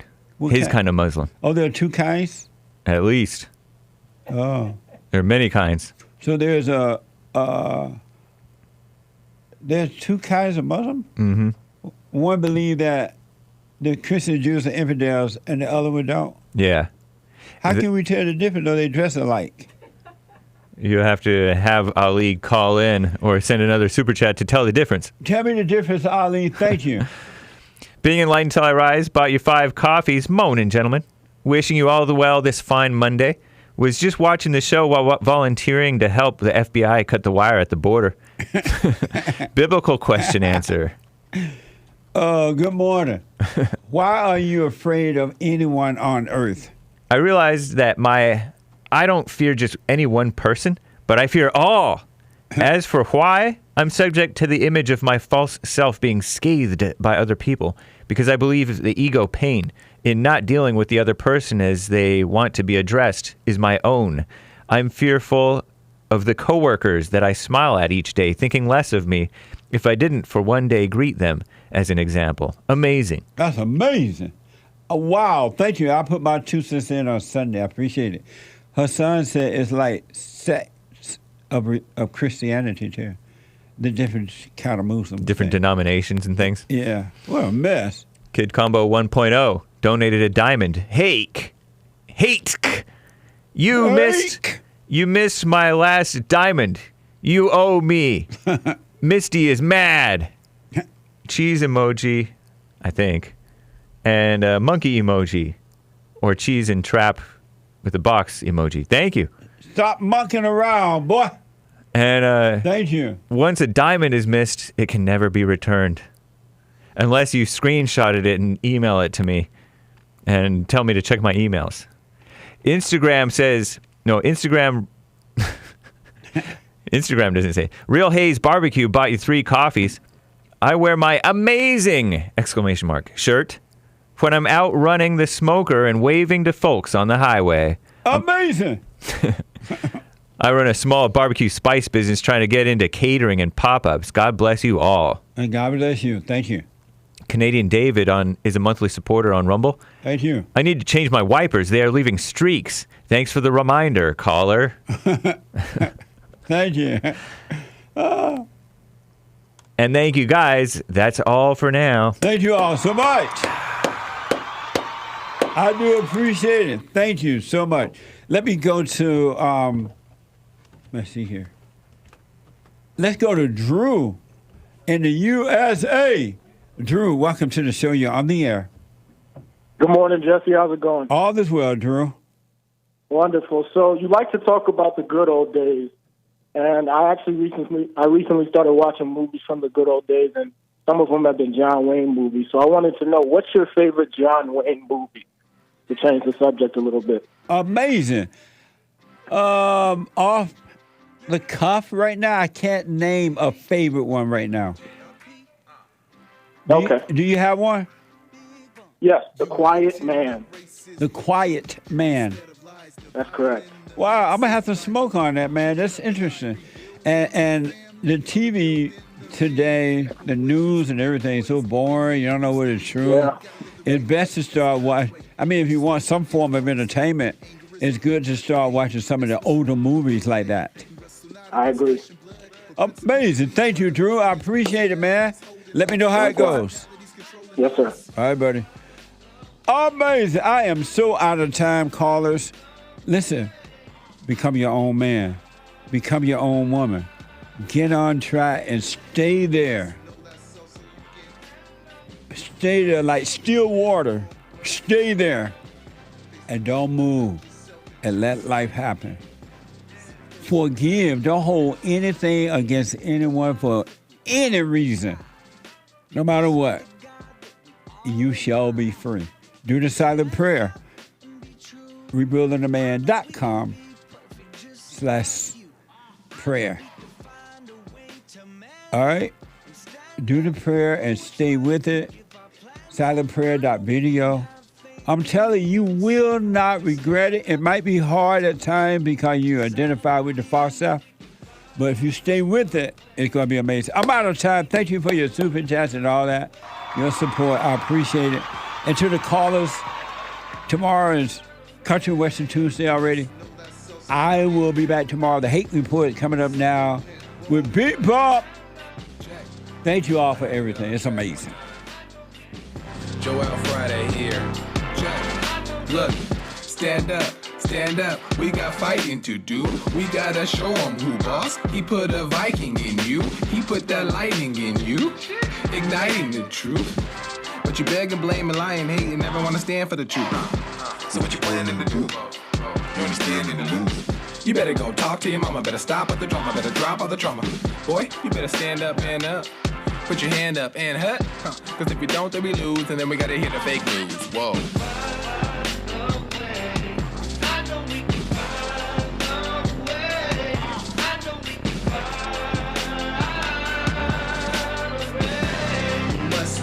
So you get something went wrong, but face the truth about yourself and just seek first God's kingdom, cause you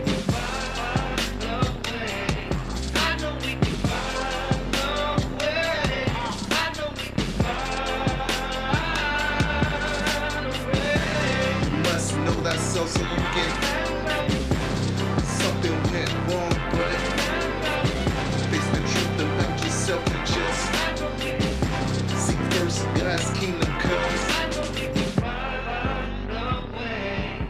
I know we can find a way.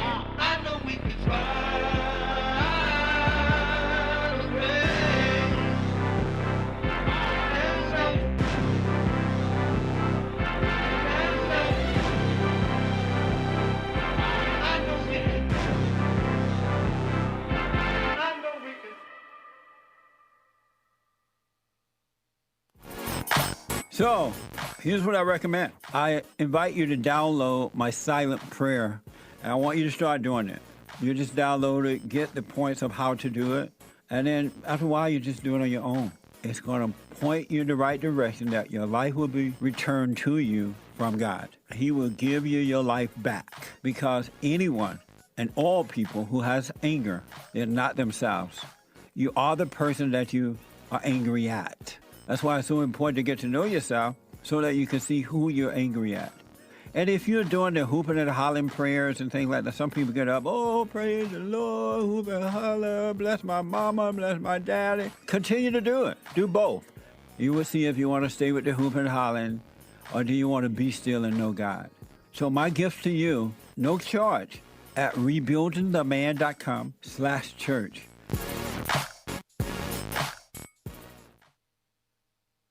Anytime you have situations happening in your life, always be still. Don't overreact. Most of the people that I know, they say, oh, I know Jesus. I love Jesus. I'm an observer. And as soon as something don't go their way, they get mad. I'm like, what the? If you overreact, folks, remember to do that. Don't overreact. And when you get mad, it's your problem. It ain't your wife's problem, your husband's problem, your neighbor, your friend, your preacher, your teacher. It's your problem. Why you think you tick? It didn't go your way or the way you think it should go. Don't have a way you think it should go. Let life just happen. Thoughts make you think that life should go the way you want it to go. And if it doesn't, if someone don't do or say or act the way you think they should act, you hate them. And then you blame them for being mad. It's the darndest thing I ever seen. But it's amazing to see it. So relax.